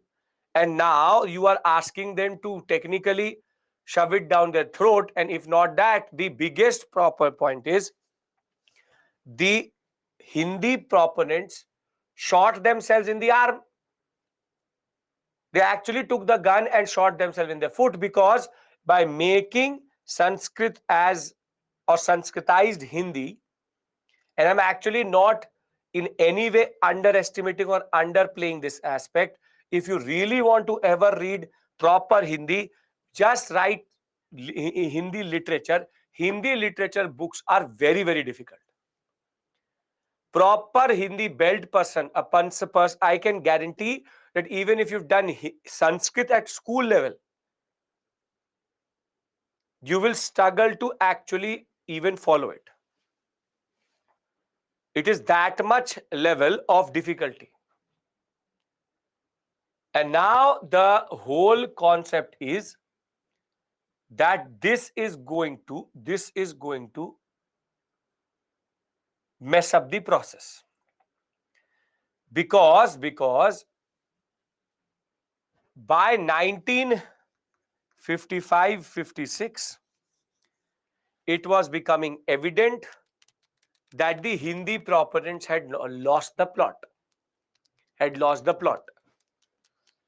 And that is why when there will be an official language commission,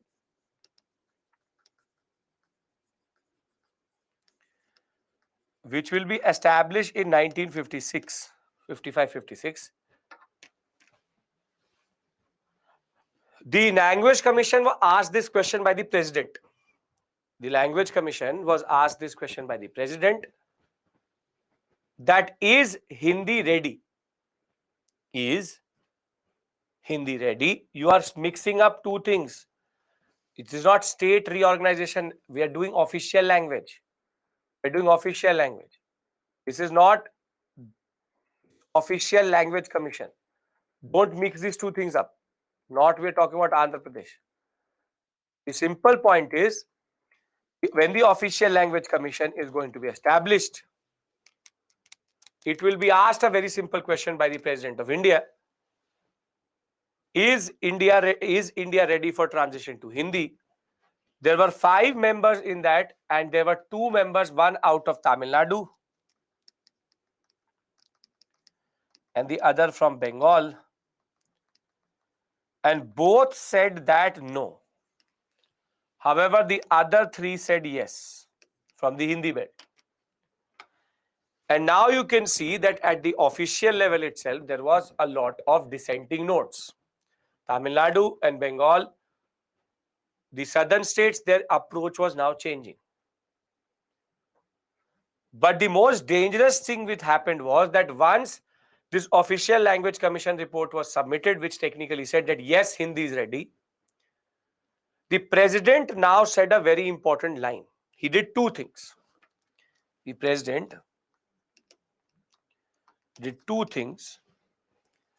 First is that he said that the Hindi Directorate should be established, which should translate all books to Hindi. But on the other hand, he says a very, very dangerous line. He says a very, very dangerous line, which is that we are considering that in UPSC,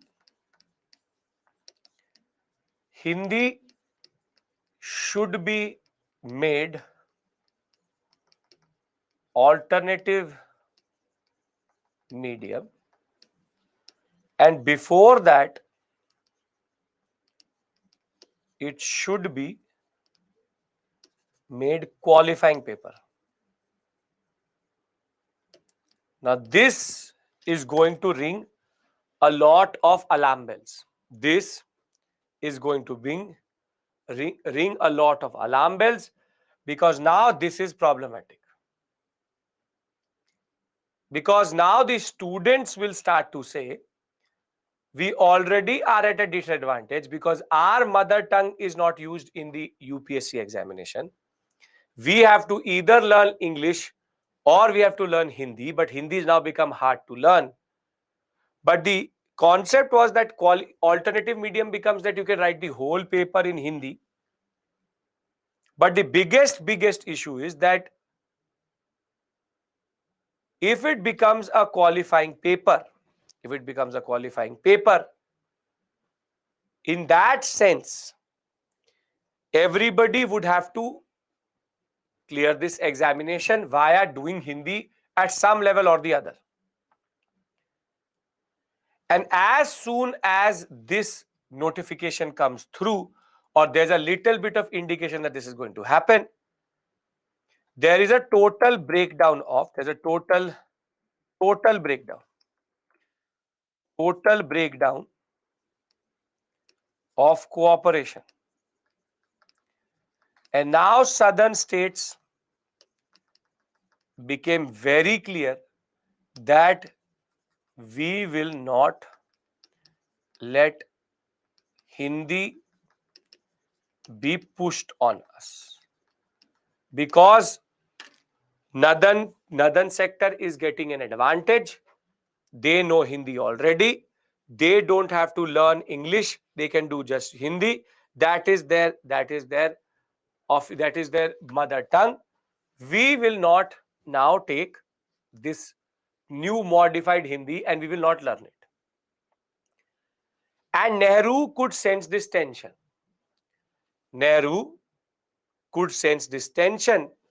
And that is why Nehru in 1959 gave a very important speech in which he said that I will not transition to Hindi on the basis of the fact that do the northern states understand it. I will transition to Hindi when the southern states tell me. And he introduces a bill in 1963, which is called the Official Languages Act 1963, and he says that we will reconsider this option of 1965. Reconsider this option in 1965, but he used a word, we may reconsider. And now the southern states said that, why did you say may? Why did you not say we shall? Now, what is the difference between these two lines? Which line has more uncertainty? May.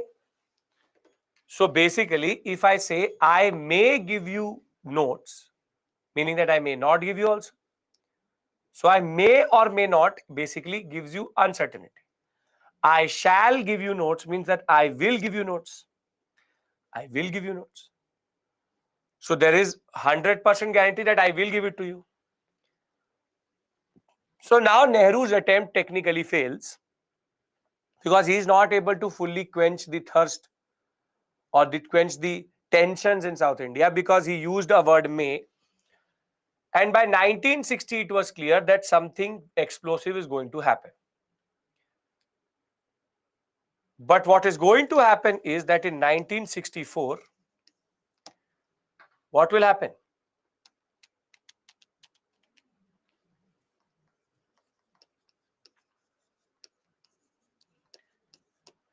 Nehru will die.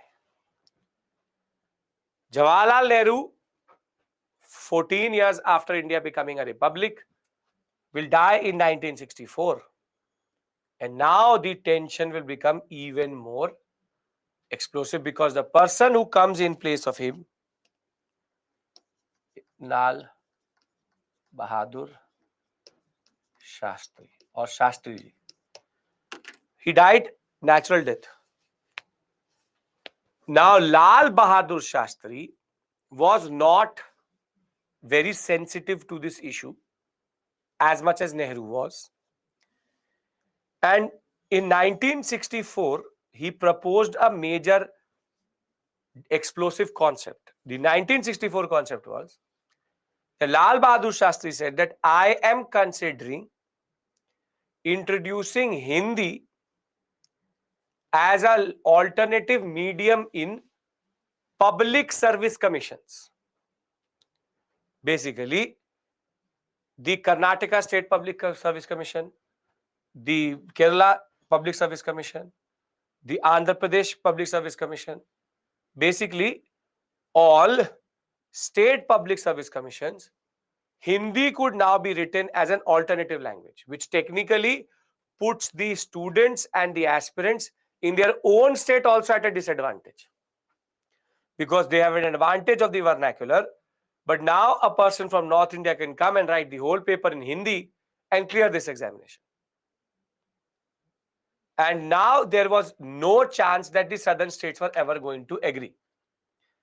And that is why when in the year of 1965 came, when 1965, 26 January came, there was proper demonstrations. It was the southern, in Tamil Nadu, the DMK had now argued that this will be a day of mourning. People will come on the streets, railways, post office, any symbol of the center is going to be burnt. And what is more dangerous and what is the sad part here is, 4 students are going to self-immolate themselves, which is burn themselves, saying that if I cannot even get a job in my own state, and if I can't get a job in UPSC, then what am I living for? And they will burn themselves. 62 people will die roughly in the clashes between the police and the people who were agitating against Hindi's adoption. And now it very simply became a situation in which southern states were not even ready to listen. At this point of time, the priorities of Lal Bahadur Shastri were different because of the war which was happening with Pakistan. But the daughter of Jawaharlal Nehru and the Minister of Information and Broadcasting, what is her name? Indira Gandhi. Indira Gandhi is now going to fly to Madras multiple times to tell them that we will figure it out, don't worry, we will figure it out, don't worry. And in this period, she was seen as a confidence builder. However, unfortunately, after the war in 1966, when India had, Lal Bahadur Shastri had gone to Tashkent to sign the agreement on the Indo-Pak war, he will die. And now Congress was in crisis again, twice in 2 years, for who will become the next Prime Minister. And Indira Gandhi will become the next Prime Minister in 1966 after defeating Morarji Desai, which we'll discuss separately. We'll discuss political trends. And as soon as Indira Gandhi is going to become the Prime Minister after Shastri's death, she will move to the Parliament. And in the Parliament, she will introduce an amendment to her father's act, the Official Languages Act of 1963. And in the amendment, it was now written, heart attack, it was written that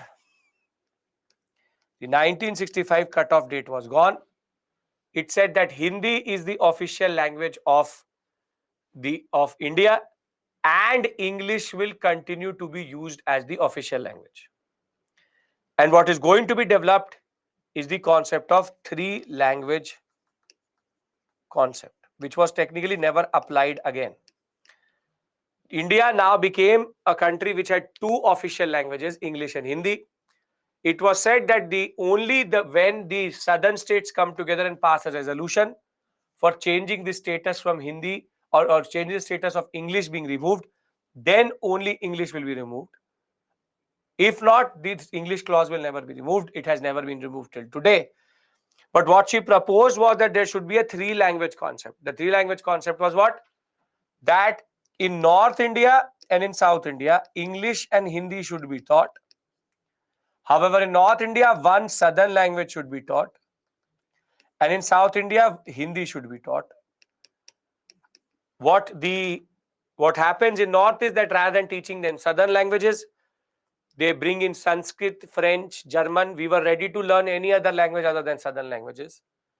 And in South India, Hindi still persists in certain schools. However, they also now give the concept of the third language being a foreign language. And this is why today in India you have not one but two. Yes, not in English and their vernacular plus Hindi. Vernacular plus Hindi. Now, vernacular plus Hindi. So now do you get it why India has not one but two official languages? Now you get the story of it, because if you get the story of it, I will read it out from the PPT to you. Simple to simple point is, it was the Hindi proponents' mistake. They pushed it too much. They became too aggressive, and that because of that aggressiveness, that in turn translated into the concept of alienating the people of southern India and northeastern India. How can English remove from official language? Only when all southern states pass a resolution. That will never ever happen. That will never ever happen, because the politics of Hindi still is alive in southern India, and it is already something which is a contagious issue across northeastern India and south. So very simply, India is now in perpetually this two language concept, and that is why when your prelims paper comes through, when your prelims paper comes, on one side you have English, one side you have Hindi, and in the state PCS examinations, you will have the concept as either Hindi or English and the vernacular of that state. So you will see, for example, in Kerala PCS, the exam will be in Malayalam, and on the other side there will be either Hindi or English, and mostly English is used. And this is the concept which is there. So with regards to India, we now have two official languages, and that is why in the examination, in prelims examination, or when in the UPSC, when it comes to Indian language paper, you cannot just choose Hindi, but can choose any of the 22 languages which are recognized by the 8th schedule. Yes, everybody.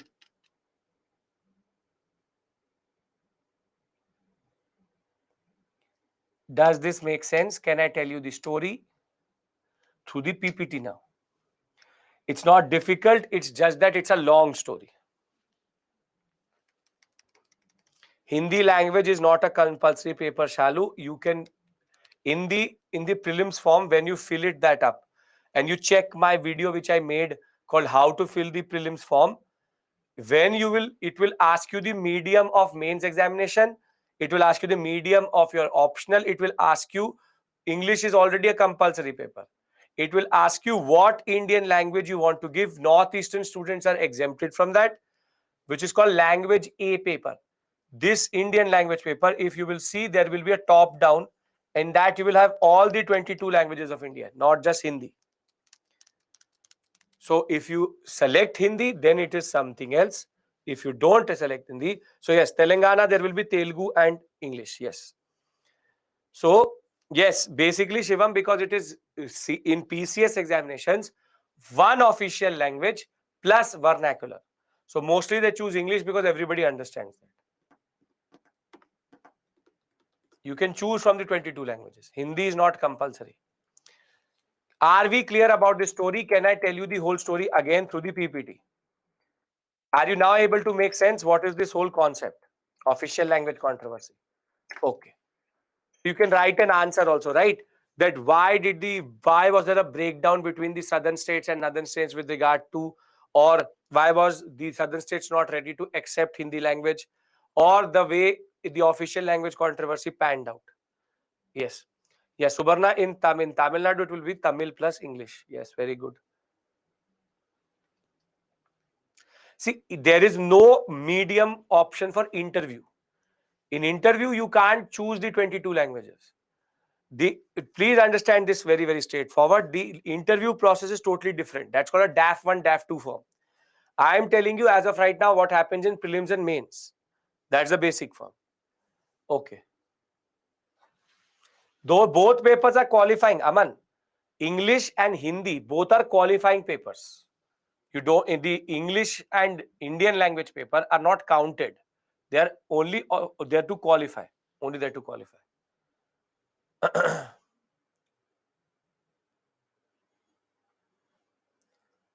Yes, Deepika. In a way, that is also the reason why we persisted.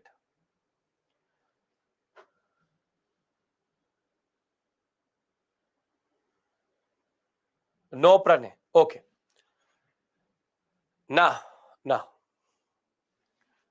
when it came to the question, there should be one language or one national language.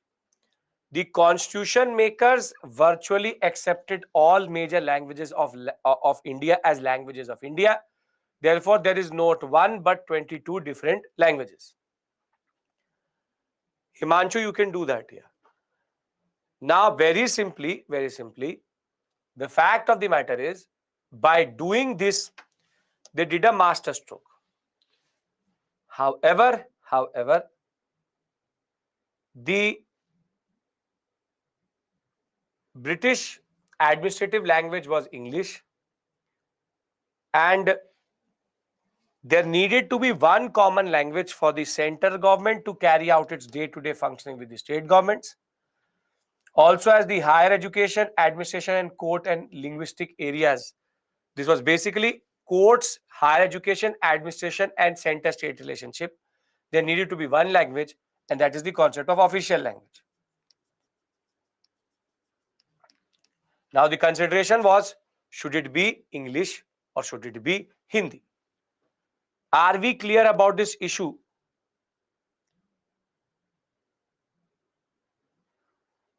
Basic issue.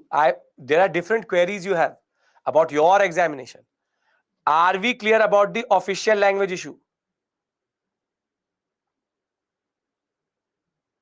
Yes? Okay.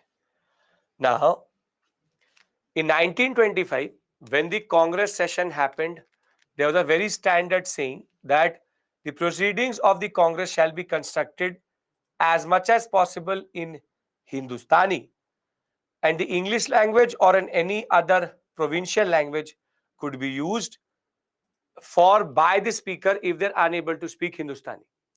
Even in the Nehru report in 1928, Hindustani was considered written either in Devragari or Urdu script as the common language of India, and the use of English would not be there after a point. When Mahatma Gandhi was asked about what is the purpose of English, he said that I would always accord it a second place, an optional language issue.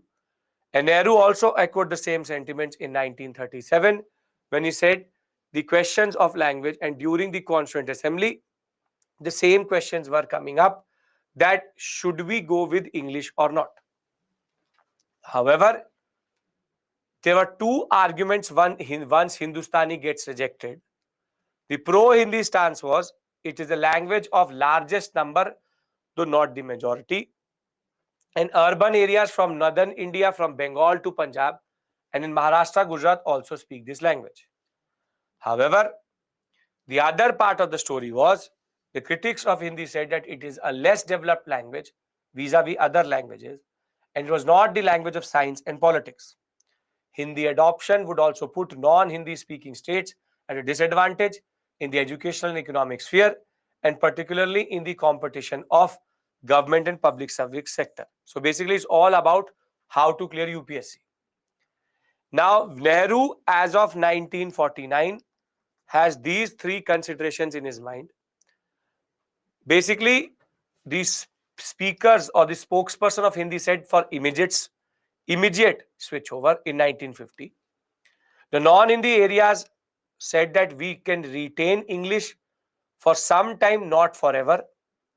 And Nehru, on the other side, was in basic consideration was for making Hindi the official language, but he was also in favor of continuing the English as an additional official language and a gradual transition to Hindi. And that is why the constitutional compromise which came through in the post-partition era, Hindustani was linked to the symbol of secession. Now, the replacement of Hindustani had to be something. And the basic point is Hindi in Devanagari script with international numerals. International numerals means that we don't use this. We use 1, 2, 3, 4. So that at least the maths and the calculations are in international standards. So Hindi in Devanagari script with international numerals would be India's official language. English was to continue for use in official purposes till 1965, when it would be replaced by Hindi. Hindi was to be introduced in a phased manner, and after 1965, there would be only one official language. Anybody has any issue till this point? I'm again just reading out the same story to you again through the PPT. Yes, very good. Thereafter, it was assumed that Hindi protagonists would overcome the weakness of Hindi and they will win the confidence of non-Hindi areas. Contrary to that, however, instead of taking a gradual, slow, moderate approach to gain acceptance of Hindi or by non-Hindi areas and to rely on persuasion, the more fanatical among the ones preferred imposition of Hindi through governmental action. But where the Hindi proponents actually lost the plot is here. A simple standard language which could be acceptable to everybody was the need for the hour, and Hindi could be spoken and written in what is called easy way itself. However, they tried to Sanskritize the language, replacing commonly understood words with newly manufactured words, unwidely and little understood. In the name of purity, now they were making a language which not even the Hindi speakers understood. Therefore, now the conflict is starting to brew. In 1956, when the report of the Official Language Commission is going to come through, the two members of the West Bengal and Tamil Nadu will dissent. And to now implement the committee's report, which said that yes, we are ready, because three members said yes. The basic point of the matter is in April of 1960, now the concept was that the president said that we need to be ready for the transition. Hindi, and this is the consideration which came in 1960, Hindi would become an alternative medium for the UPSC or Union Public Service Commission examination, but at present it would be introduced as a qualifying subject. This report also led to the establishment of Hindi Directorate, which was going to actually technically translate everything and specifically the constitution. All these measures aroused suspicion and anxiety in non-Hindi areas and groups, and this in turn will lead to Nehru's response in 1959, 7th August. I would have English as an alternative language as long as the people require it, and I would leave the decision not to the Hindi knowing people, but to the non-Hindi knowing people. He introduces an act called Official Languages Act 1963 to remove the constitutional mandate However, the act laid that English may continue to be used in addition to Hindi, and the Hindi non-Hindi group criticized Nehru for using the word may and not shall. However, Nehru will die. Lal Bahadur Shastri was unfortunately not sensitive enough to the non-Hindi group. He declared that he was considering making Hindi an alternative medium in Public Service Commission examinations. This meant that while a non-Hindi speaker could still compete in all India services in English, Hindi speakers would now have an advantage to be able to do it in their mother tongue. Non-Hindi states' approach fully changed, and now it was about not accepting the changeover itself. And thereafter, in the year of 1965, the DMK organized the Anti-Hindi Conference, and they said that 26 January 1965 should be accepted as a day of mourning. Students concerned about their careers, apprehensive that they would be outstripped by Hindi speakers in all India services, would then be more active in this agitation. The slogan was Hindi never, English ever. Students will now become part of this movement statewide, and it will start to spread. Throughout February, there was large scale destruction of railways and other union property. Four students burned themselves to death in protest against the official language policy. Two Tamil ministers, C. Subramaniam and Alagasen, resigned from the union cabinet itself. And this agitation will go on for till 2 months, taking over the lives of 60 people in police firings. Now, once Shastri is going to die, because in Tashkent, Indira Gandhi, the Minister of Information Broadcasting, was going to fly to Madras multiple times. With the death of Shastri, she is going to become the Prime Minister. She had already won the trust of the people, and now she wanted to get a solution to this dispute. Indira Gandhi moved the bill to amend the 1963 Official Languages Act, which is going to be passed on 16 December 1967 with 205 votes. The act became now remained technically removed the unambiguity or the ambiguousness of Nehru's statement. It provided, now listen to me, this is what is the current situation. It provided that the use of English as an associate language in addition to Hindi for the official work at the center, and the communication between center and non-Hindi states would continue as long as the non-Hindi states wanted it, with full veto powers to this question. Virtually, bilingualism was introduced in India. The parliament adopted a policy laying down that public service commission should be conducted in Hindi and English, and state service commission just need to add Hindi or English in the examination. The states were to adopt a three-language formula in which in non-Hindi areas, mother tongue, Hindi and English should be taught, and in Hindi areas, a non-Hindi language, preferably a South language, plus Hindi and English should be taught as a compulsory subject. And this in turn is what is your what we call as the official language controversy. Yes.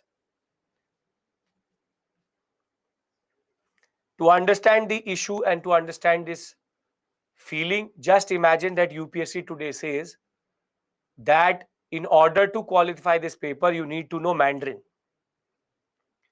You have to qualify Chinese language. And if you don't qualify the Chinese language paper, you cannot become an IS officer. That is the feeling which basically the southern state students had, which is that they were somehow at a disadvantage, and now Hindi was becoming harder.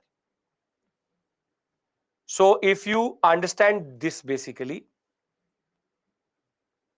that is Shamil, that is the basic point. If you understand this basically, I can take a 5-minute break here and then we can discuss state reorganization in India. We can? Okay, so it is 9:31. Last 1 hour with me, 9:36. We come back. Right? Okay.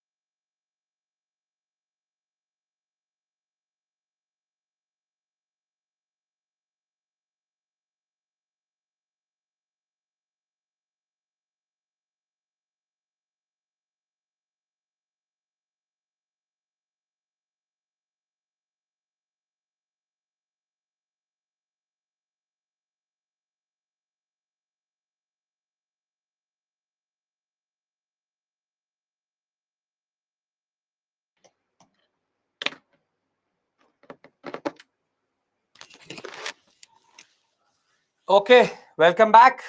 Welcome back, welcome back, welcome back.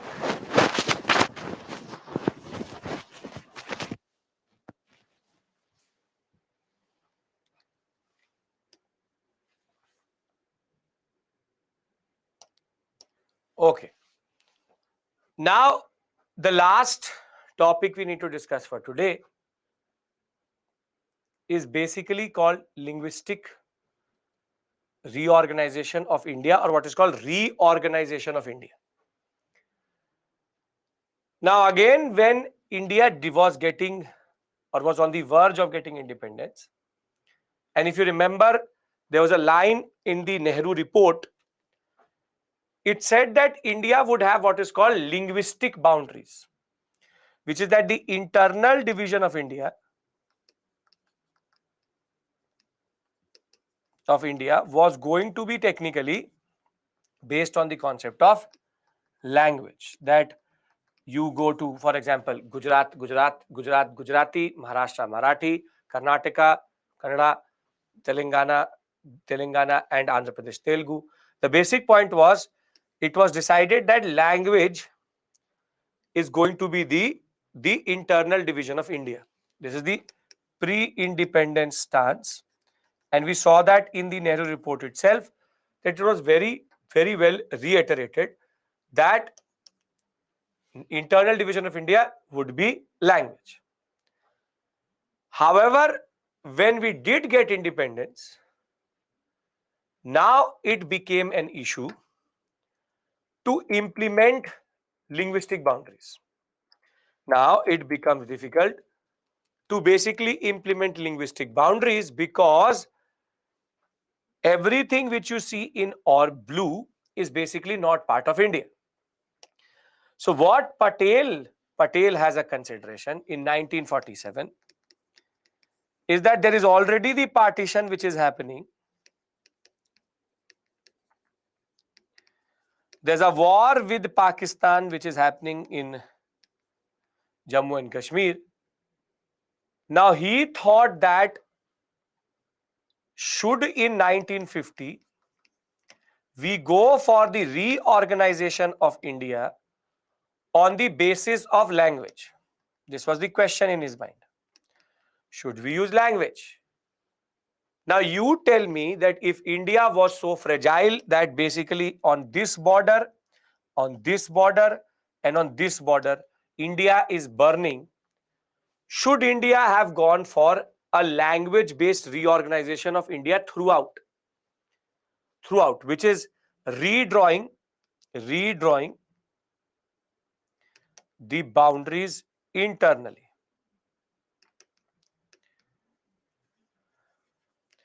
And as you said no, the answer to this question was also no. And this was only going to destabilize further. But for this, there was one committee which was established, which is called the S.K. Dhar Committee.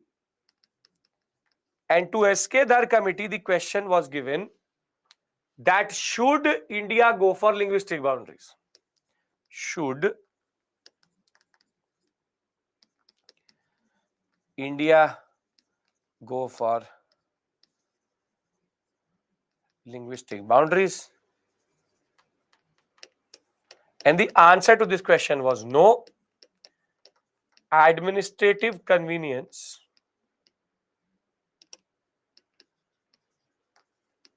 is what matters. Language would only create even more, or reorganization would create even more problematic aspect, and that would in turn lead to more and more internal disturbance, So very simply, the point of the matter was, do not go for what we call as linguistic boundaries right now. Linguistic boundaries right now.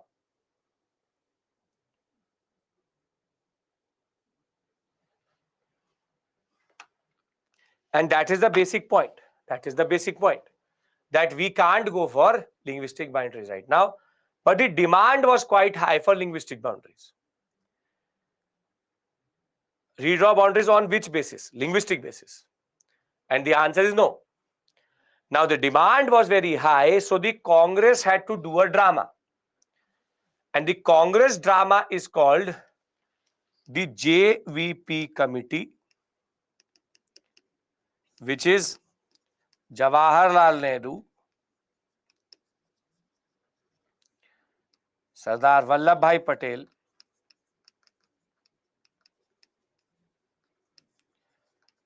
and Patabhi Sita Ramaiah. Where did we know where Patabhi Sita Ramaiah from?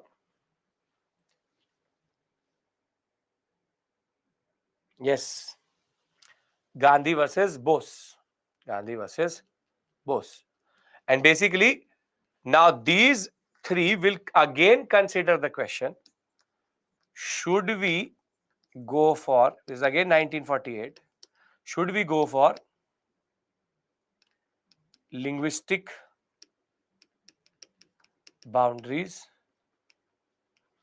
And the answer to this question is no.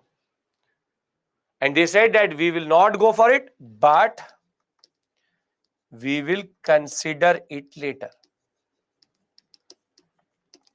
Now, basically, there is the answer to this question before independence was the same, or before India wrote the constitution was the same. India will become too destabilized and linguistic boundaries are dangerous. And I think we agree with our constitution makers on this. Do we?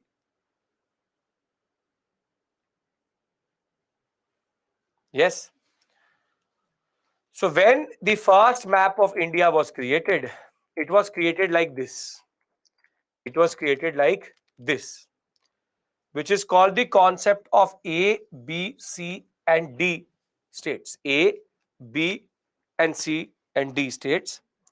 Basically, A, B, C, and D are how India was organized under 1950, the constitution itself.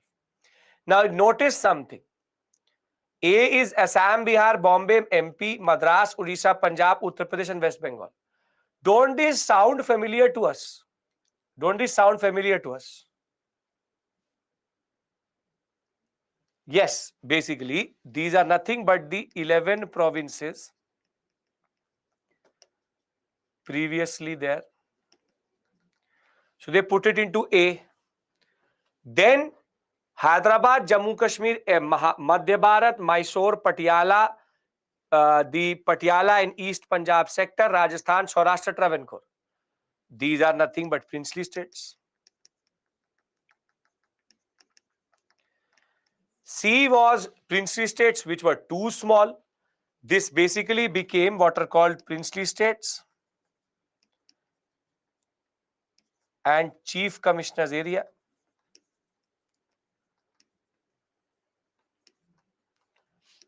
Again, these are now UTs. And in part D, we had the Andaman and Nicobar Island. And in part D, we had alone the Andaman and Nicobar Islands. Now, this was the easiest solution to this problem. This was the easiest solution to this problem, which is that don't complicate it too much. Simply pay part A, part B, part C, and part D. This was important for the simple point of the matter, the stability of India. However, the problem is that Madras presidency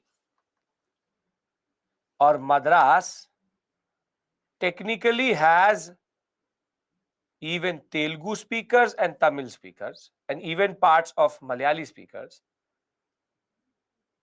And the southern politics and in Madras, there was more and more rising tension over this. And what is going to happen is that a very important freedom fighter in 1953, his name was Poti Shrimalu.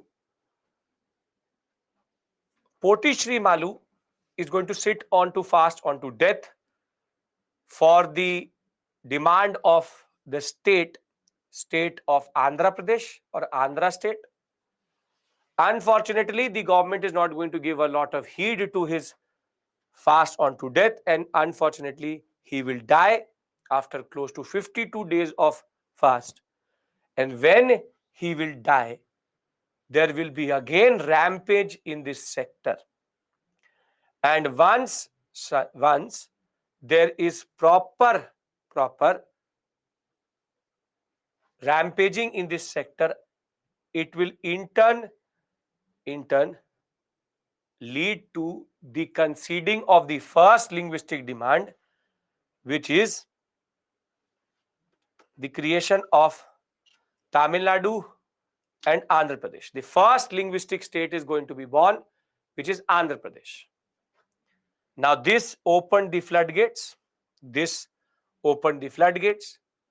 And now the government of India is going to establish what is called the Fazal Ali Commission under Justice Fazal Ali, K.M. Panikar, and H.N. Kunzuru. Justice Fazal Ali was given the basic task to decide if India was ready for linguistic states. And he said that yes, India is ready for linguistic states. He asked for the abolition of this part A, B, C concept, which is that there should be no three-tiered system. Yes, he said language can be used as the basis of reorganization, but he very importantly said the theory of one language, one state should be rejected. What does this mean? This means that it should not be that only Marathi speakers can be in Maharashtra, only Kannada speakers can be in Karnataka. It as much as homogeneity should be given according to the district level, this fact is that it should not be that you only have those same speakers. You cannot be denied residence and access to a state because you don't speak the language. Is this as a fundamental right which we have?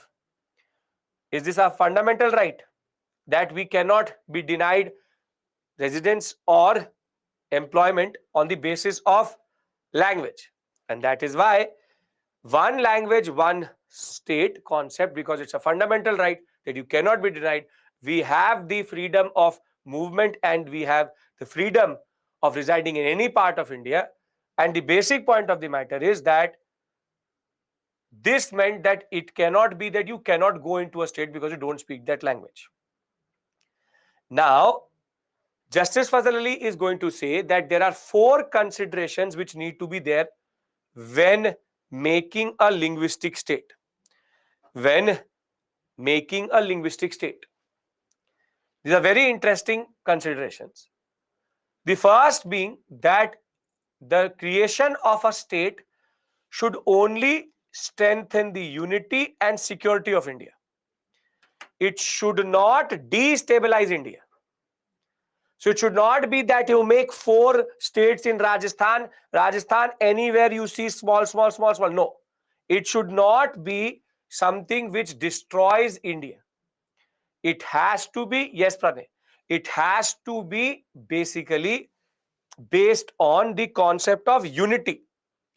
If a state's creation destabilizes India, then it should not be followed. Then, as much as linguistic and cultural homogeneity should be there, should technically be considered. That, okay, we can create homogeneous states as much as possible, but no one language, one state. But the next 2 is very important. And the third one is the most important. It said that financial and economic considerations should always be taken into account, which is that it should not be that you create a state which is not viable only, economically viable, which is that you divide a state which is big but into 3 parts and the 3 parts cannot survive in state GDP. And it's a very important point you need to understand that basically there should be no consideration in which there is a state which is economically and administratively non-viable totally. And the state should also lead to the welfare of the people along with the nation. So when we were technically going to get independence, I'm again repeating it to the PPT. The concept was that on the eve of independence, it was a given that India would get linguistic principle or linguistic state. However, with economic crisis, law and order problem and war, it was taken into consideration that consolidation of this nation was more important, and going with linguistic boundaries or internal reorganization would intensify regional linguistic rivalries and unleash destructive forces and damage the unity of the country. Therefore, when it came to the first consideration, the S.K. Dhar Commission was given this question, that in 1948, the Linguistic Provinces Commission was established under S.K. Dhar, and he said that integration of princely states should be mostly be ad hoc. Ad hoc means temporary, and more than that, recommended that on everything should be on the basis of an administrative convenience and not linguistic principle. Therefore, when they rejected, the JVP commission is formed. It's a drama which the Congress party does with the three big stalwarts, and it again dismisses the concept of linguistic basis. However, they said that we will re-examine it later in the light of public demand. And now there will be a concept that basically they will create this in 1950 via the Constitution of India. However, what is going to happen is that the post-JVP protests in states is going to strengthen itself. The Andhra state is going to become the major issue in the Madras presidency. On 19th October 1952, a very, very famous freedom fighter from Andhra is going to go for his fast unto death, and he will die after 52 days of fasting, and there will be rioting in this whole sector. The government immediately gave in to the demand, and the first linguistic state came up in the form of Tamil Nadu for Tamil speakers and Andhra Pradesh for Telugu speakers. Now Fazl Ali Committee is technically established, and the result of the Fazl Ali Committee is this, which is the concept of State Reorganization Act of 1956, which was technically adopted as a constitutional amendment. Now, this was the 7th amendment to the Indian Constitution. Can anybody tell me one thing? First, do you understand the whole story? How did we come to linguistic boundaries? Are we clear about this? Yes, we are. Now, the simple to simple point which I am trying to now, which is the point is, tell me one thing. Under Article 3 and 4, a boundary of a state can be changed, or even the name of a state can be changed, anything. Now tell me one thing, why is this a constitution amendment bill?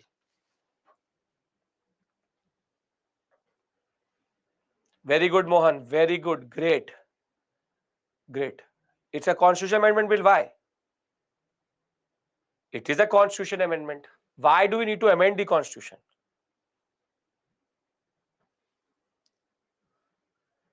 If any bill or any act which changes the federal structure, doesn't it need to be a constitution amendment bill, which needs to be even ratified by half of the states? Yes. So this is the basic principle here. You cannot apply Article 3(4) here because it will change the whole federal structure. When the federal structure changes, it has to be an amendment to the constitution. So A, B, C, D removed, and now we have 14 states and 6 union territories, which are introduced: Andaman, Delhi, Manipur, Tripura, Himachal Pradesh, Lakshadweep, Minicoy, which is technically Lakshadweep. Now tell me one thing. In this map, there are 2 places where you can see there's still an issue. What are the 2 places?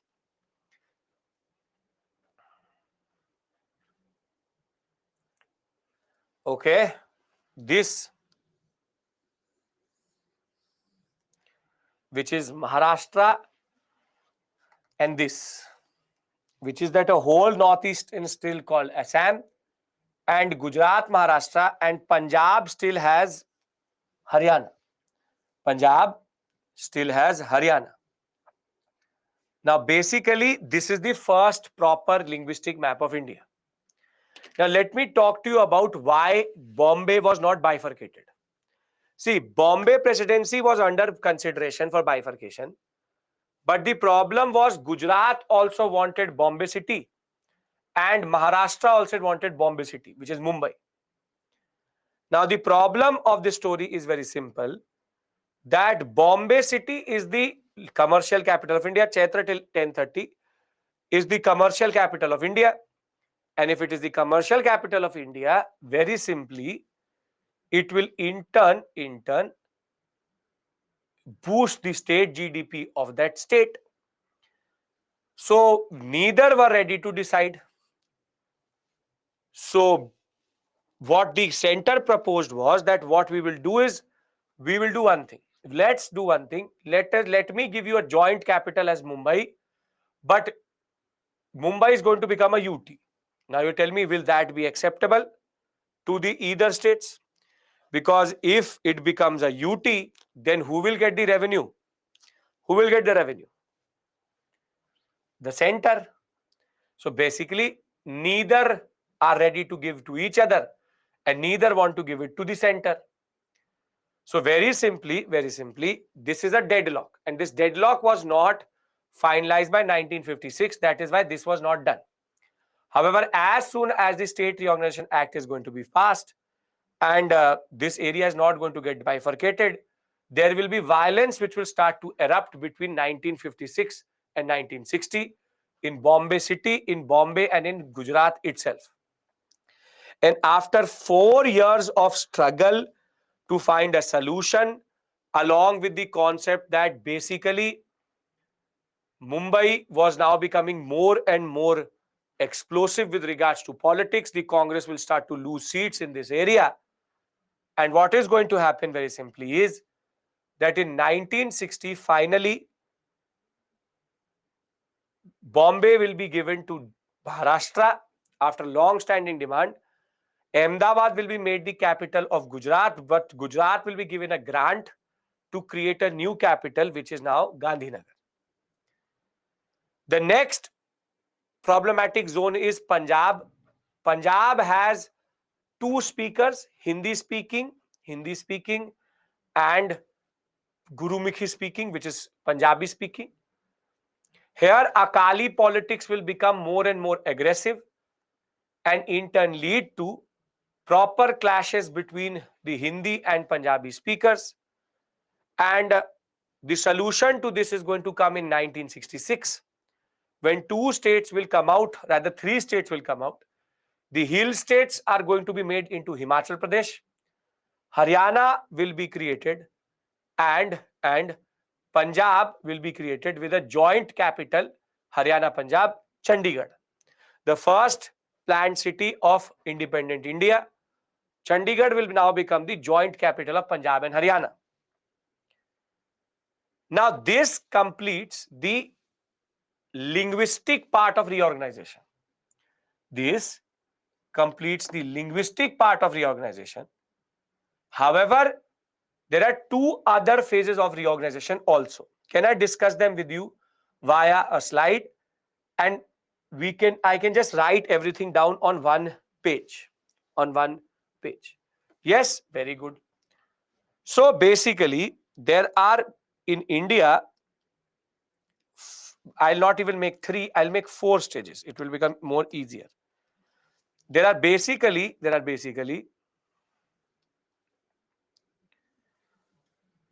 4 different stages. Yes, Assam, which is Northeastern Reorganization, it is called. Okay, very good. And in that, we'll discuss Sikkim.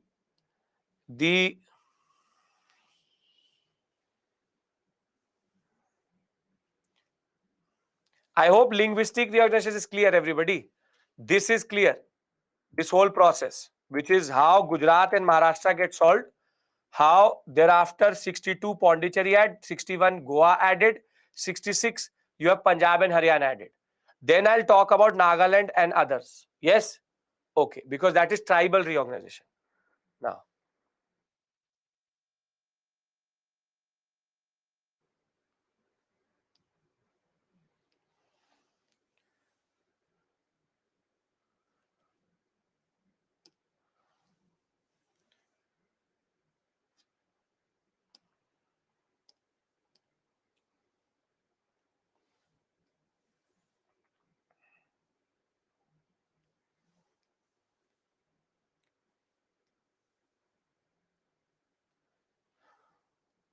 And if you can learn this box, your work is done for mains examination. If you can learn this box, your work will be done. Phase 1, phase 2, phase 3, phase 4. Phase 4. Phase 1 is basically linguistic reorganization. This is between 1947, it is between 1950 to 70s. And the principle here is language, S.K. Dhar, JVP, and Fazal Ali commissions. It starts with Andhra and ends with Punjab and Haryana. I hope nobody has any issue with the first phase.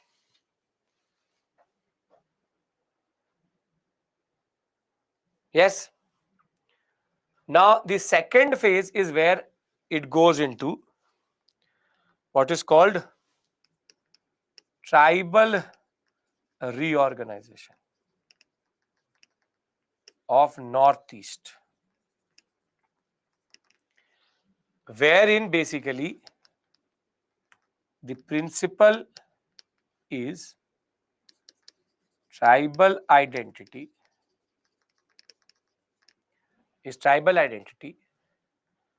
and protection of culture. And here it starts with Nagaland and is linked to the Tribal Reorganizations Act. So basically in phase 2, what we see is that the Nagaland sector is the first to technically being carved out. And the basic point is that the Nagas were very clear that they are technically not Assamese. And in the northeastern sector, there was a new growing demand that basically Assamese identity does not do justice to our tribal identity. Therefore, we need a separate state structure. And that is why when the very famous Northeastern Areas Reorganization Act will be passed in 1971, it will upgrade the status of Manipur, Tripura, Meghalaya, and also introduce what is called the Arunachal Pradesh and the Mizoram sector. This whole sector was reorganized 71, 72, 75, 87, 1991, which I'll come to 1991. What I need to discuss with you here is Sikkim. But the basic point is Nagaland, Manipur, Mizoram, Tripura, Meghalaya, Assam are now the seven sisters will emerge by the end of 1980s. By the end of 1980s, and Nagaland and Manipur both see insurgency with regards to the demand of statehood. They believe that Assamese identity does not work for them. The Assamese identity is not actually doing any form of justice. Therefore, they needed their own state for protection of their identity. Now, in this curious case is Sikkim. In this curious case is basically Sikkim.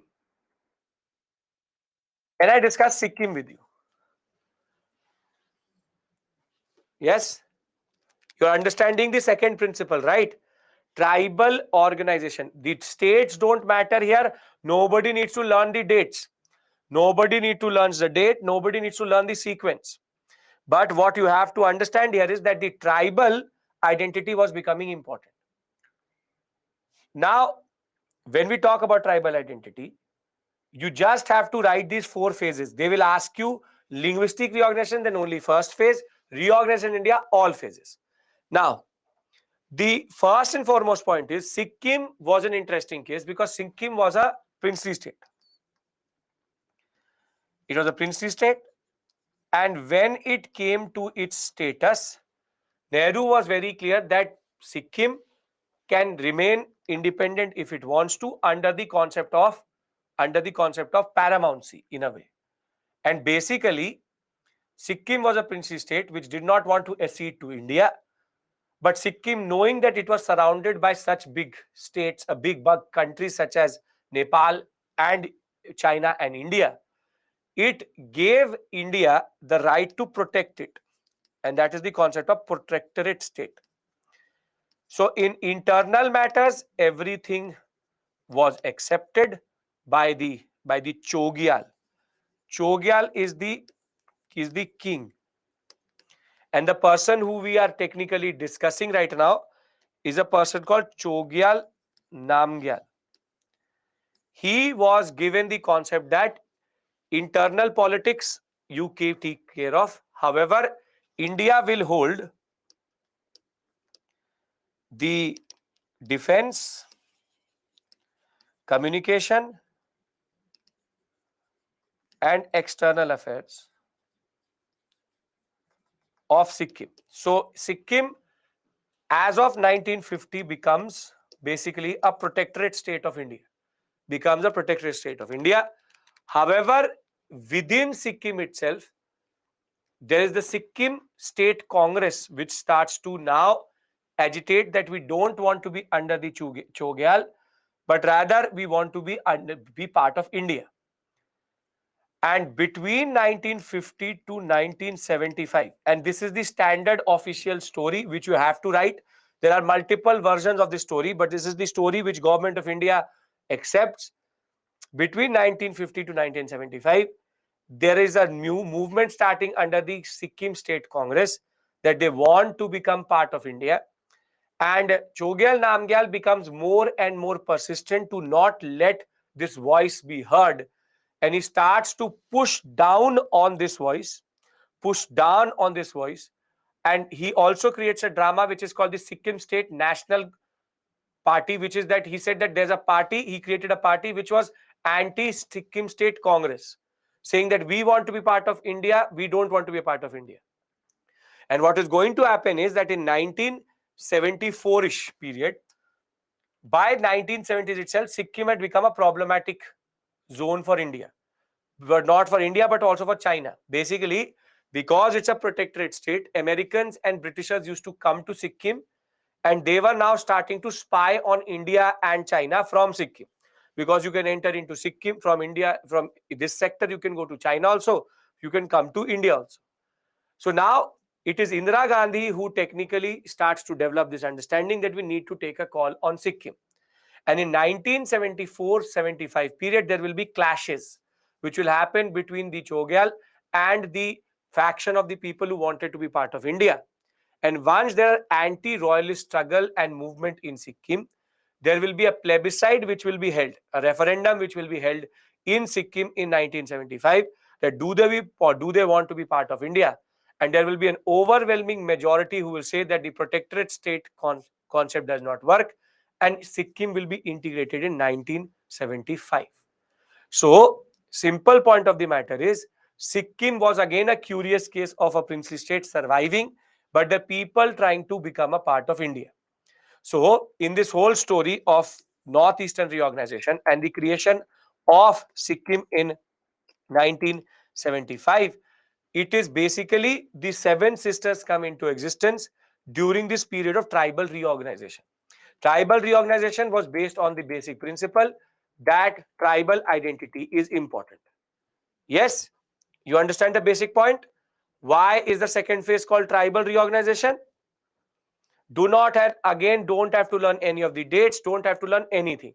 Understand the principle, that because that is what comes in the examination.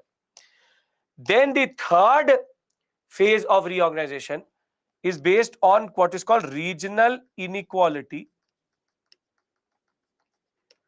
and regional variation. And this happened between 2000 onwards. And the example of this basically is Chhattisgarh Jharkhand and Uttarakhand. Coming out of three big states, MP, Bihar, and UP. And the principle here is very simple, that within these big states, the people cannot get full representation.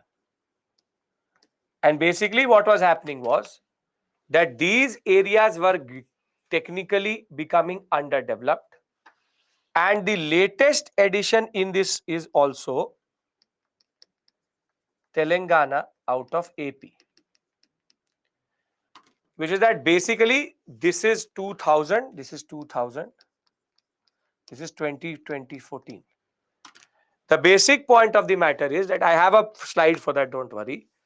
That basically they said that the larger politics of the state, with so less seats in the state assembly, Chhattisgarh, Jharkhand, and Uttarakhand, all three tribal sectors, Uttarakhand, technically the hill parts of UP, and Chhattisgarh and Jharkhand, the Chota Nagpur plateau itself, it was believed that basically if we make them separate states, they will become much more better in representing their people. And this is why this principle was used to reorganize based on regional inequality, that within the same state, two parts were going, Andhra was going forward, Telangana was not going forward. Chhattisgarh was not going forward, but the main MP part was going forward. And basically, the third phase embodied this concept of regional inequality. And as you can see here, that the basic principle was that it wanted to Telangana, Jharkhand, Chhattisgarh was about basically changing politics.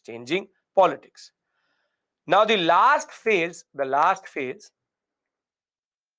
is basically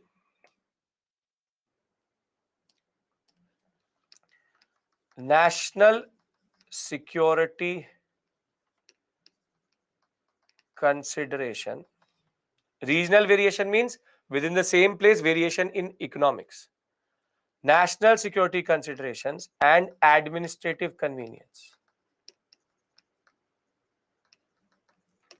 And in this, the example is Ladakh with legislation, without legislation. And recently in this, there is also Daman and Diu plus Dadar Nagar Haveli merger. Because these were two UTs which technically did not make sense separately. So the latest of all of them, see, 2000s, it was based on the concept of regional imbalance. Thereafter, it was Chhattisgarh, Jharkhand, Uttarakhand, then Telangana in 2014. And in 2019 and recently 2021, we see the last principle, which is that basically this whole sector became one UT here, and further the fact is that this was created out of regional imbalance, but this was total consideration of national security. It was total consideration of national security, that basically India needs to make sure that this sector does not destabilize. With the removal of 370 and 35A, India created this whole concept. Now, can we all agree to these four phases? Can you understand these four phases? You can. Now, what we'll do is that, see, Ladakh and JNK's phase 4. What we'll do is that on Monday again, I will repeat this aspect of the 3 phases or the 4 phases. I will talk about these 4 because I need to discuss a concept with you, which is 2 concepts with you. One is the concept that are smaller states better? Are small states better? And what are the demands which still remain? What are the demands which still remain? So basically, in India, demands for new states still remain. This is basically all of what you see, all of what you see from here to basically here. You have phase 1 and phase 2. Here is phase 3. Here is phase 4. You don't have to learn these dates. You don't have to do anything like that.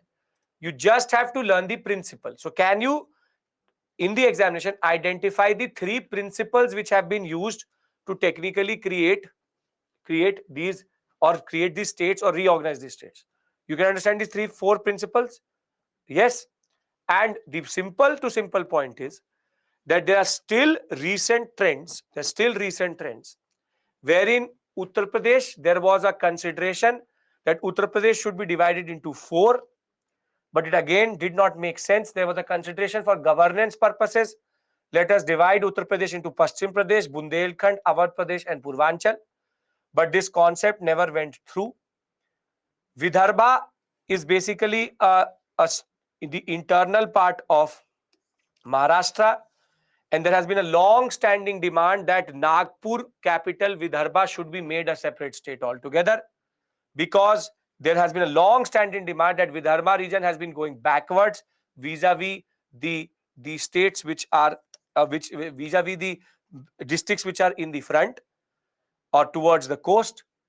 And there's also Delhi statehood issue, which I will discuss with you again on Monday. The 1991 concept, should Delhi be given statehood? And thereafter, we also have the issue of Saurashtra, asking for, again based on linguistic differences, asymmetry in development, that we should be created as a separate state within Gujarat. And last but not the least, the concept of Gorkha land, which is there, in which the Gorkhas, ethnic Gorkhas in 3 different parts, for example in Assam, in Arunachal Pradesh, and in West Bengal, are asking for a separate state itself to protect their identity. So the simple to simple point is there is no end to this. There is no end to this. And the recent trends tell us that statehood and state reorganization in India is a continuous process. It's a continuous process. It is still going on and still there are demands. Now, before I go to the answer writing aspects, can you please agree with me that you understand the concept of Kashmir, you understand the concept of official language controversy, and you understand the concept of linguistic reorganization? Reorganization in India is not just 1 but 4 phases. First was linguistic, S.K. Dhar, JVP, and the Fazal Ali committee. Second was tribal reorganization. You will do in internal security, the impulse which was there, which is in insurgency. Third was based on regional inequality, that these states were not going forward within the original state. And fourth is national security consideration. So when I meet you on Monday, I will discuss with you 3 things. Are small states better? Are the concept of what is the concept of Delhi statehood demand? Once we are done with that, we'll talk about regional inequality, land reforms, and then go to the wars. Acceptable to everyone? But this is the only theme from which the questions actually come. The question which comes is, and I'll give you a question for your practice. The question which comes is for example, that discuss the phases of reorganization of Indian states since mid 20th century. Yes, Monday is going to be the last class, right? So will you be able to answer this question? No, Shalu, no. Acceptable to everybody? Great. So now on popular demand, a small discussion with you, which is these words which come in the examination. What do they mean? What are they? Okay. Now, analyze, critically evaluate, discuss, describe, examine, elaborate, give account of, illustrate, justify, outline, summarize, trace. Now, the simplest of simplest point here is that, see, these words are very similar to each other. Has formation of linguistic states strengthened Indian unity? That I will discuss with you. Linguistic states has strengthened Indian unity, but the question is rather, will further reorganization strengthen India or not? You will get, Anshu, you will get the annotated PPT, don't worry. So, very simply, analyze, critically evaluate. Now, see, basic point is, what is this word critically? First, you need to understand this.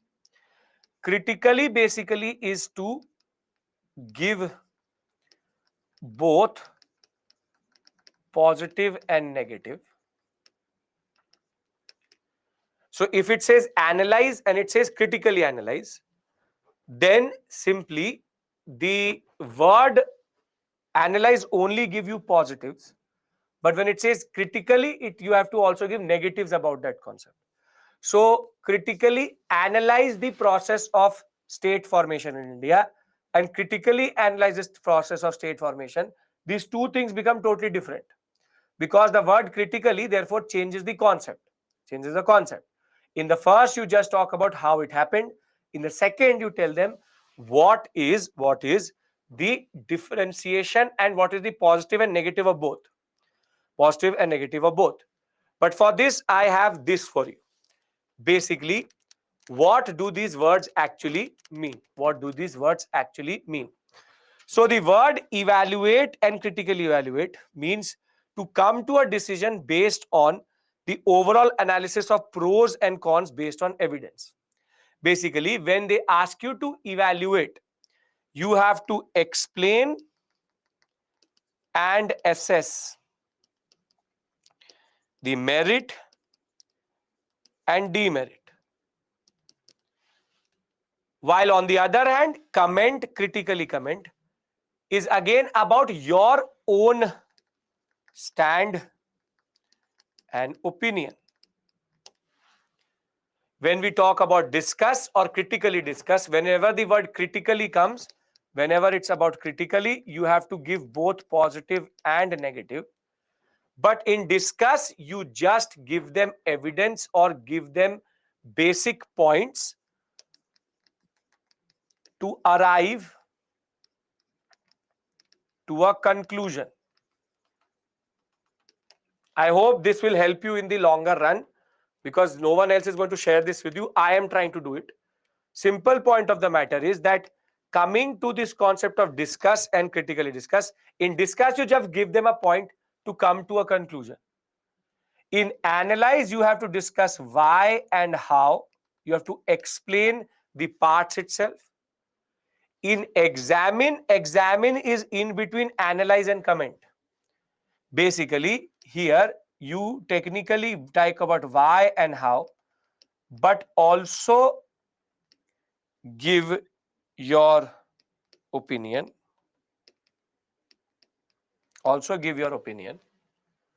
And elucidate is nothing but to elaborate and demonstrate via examples.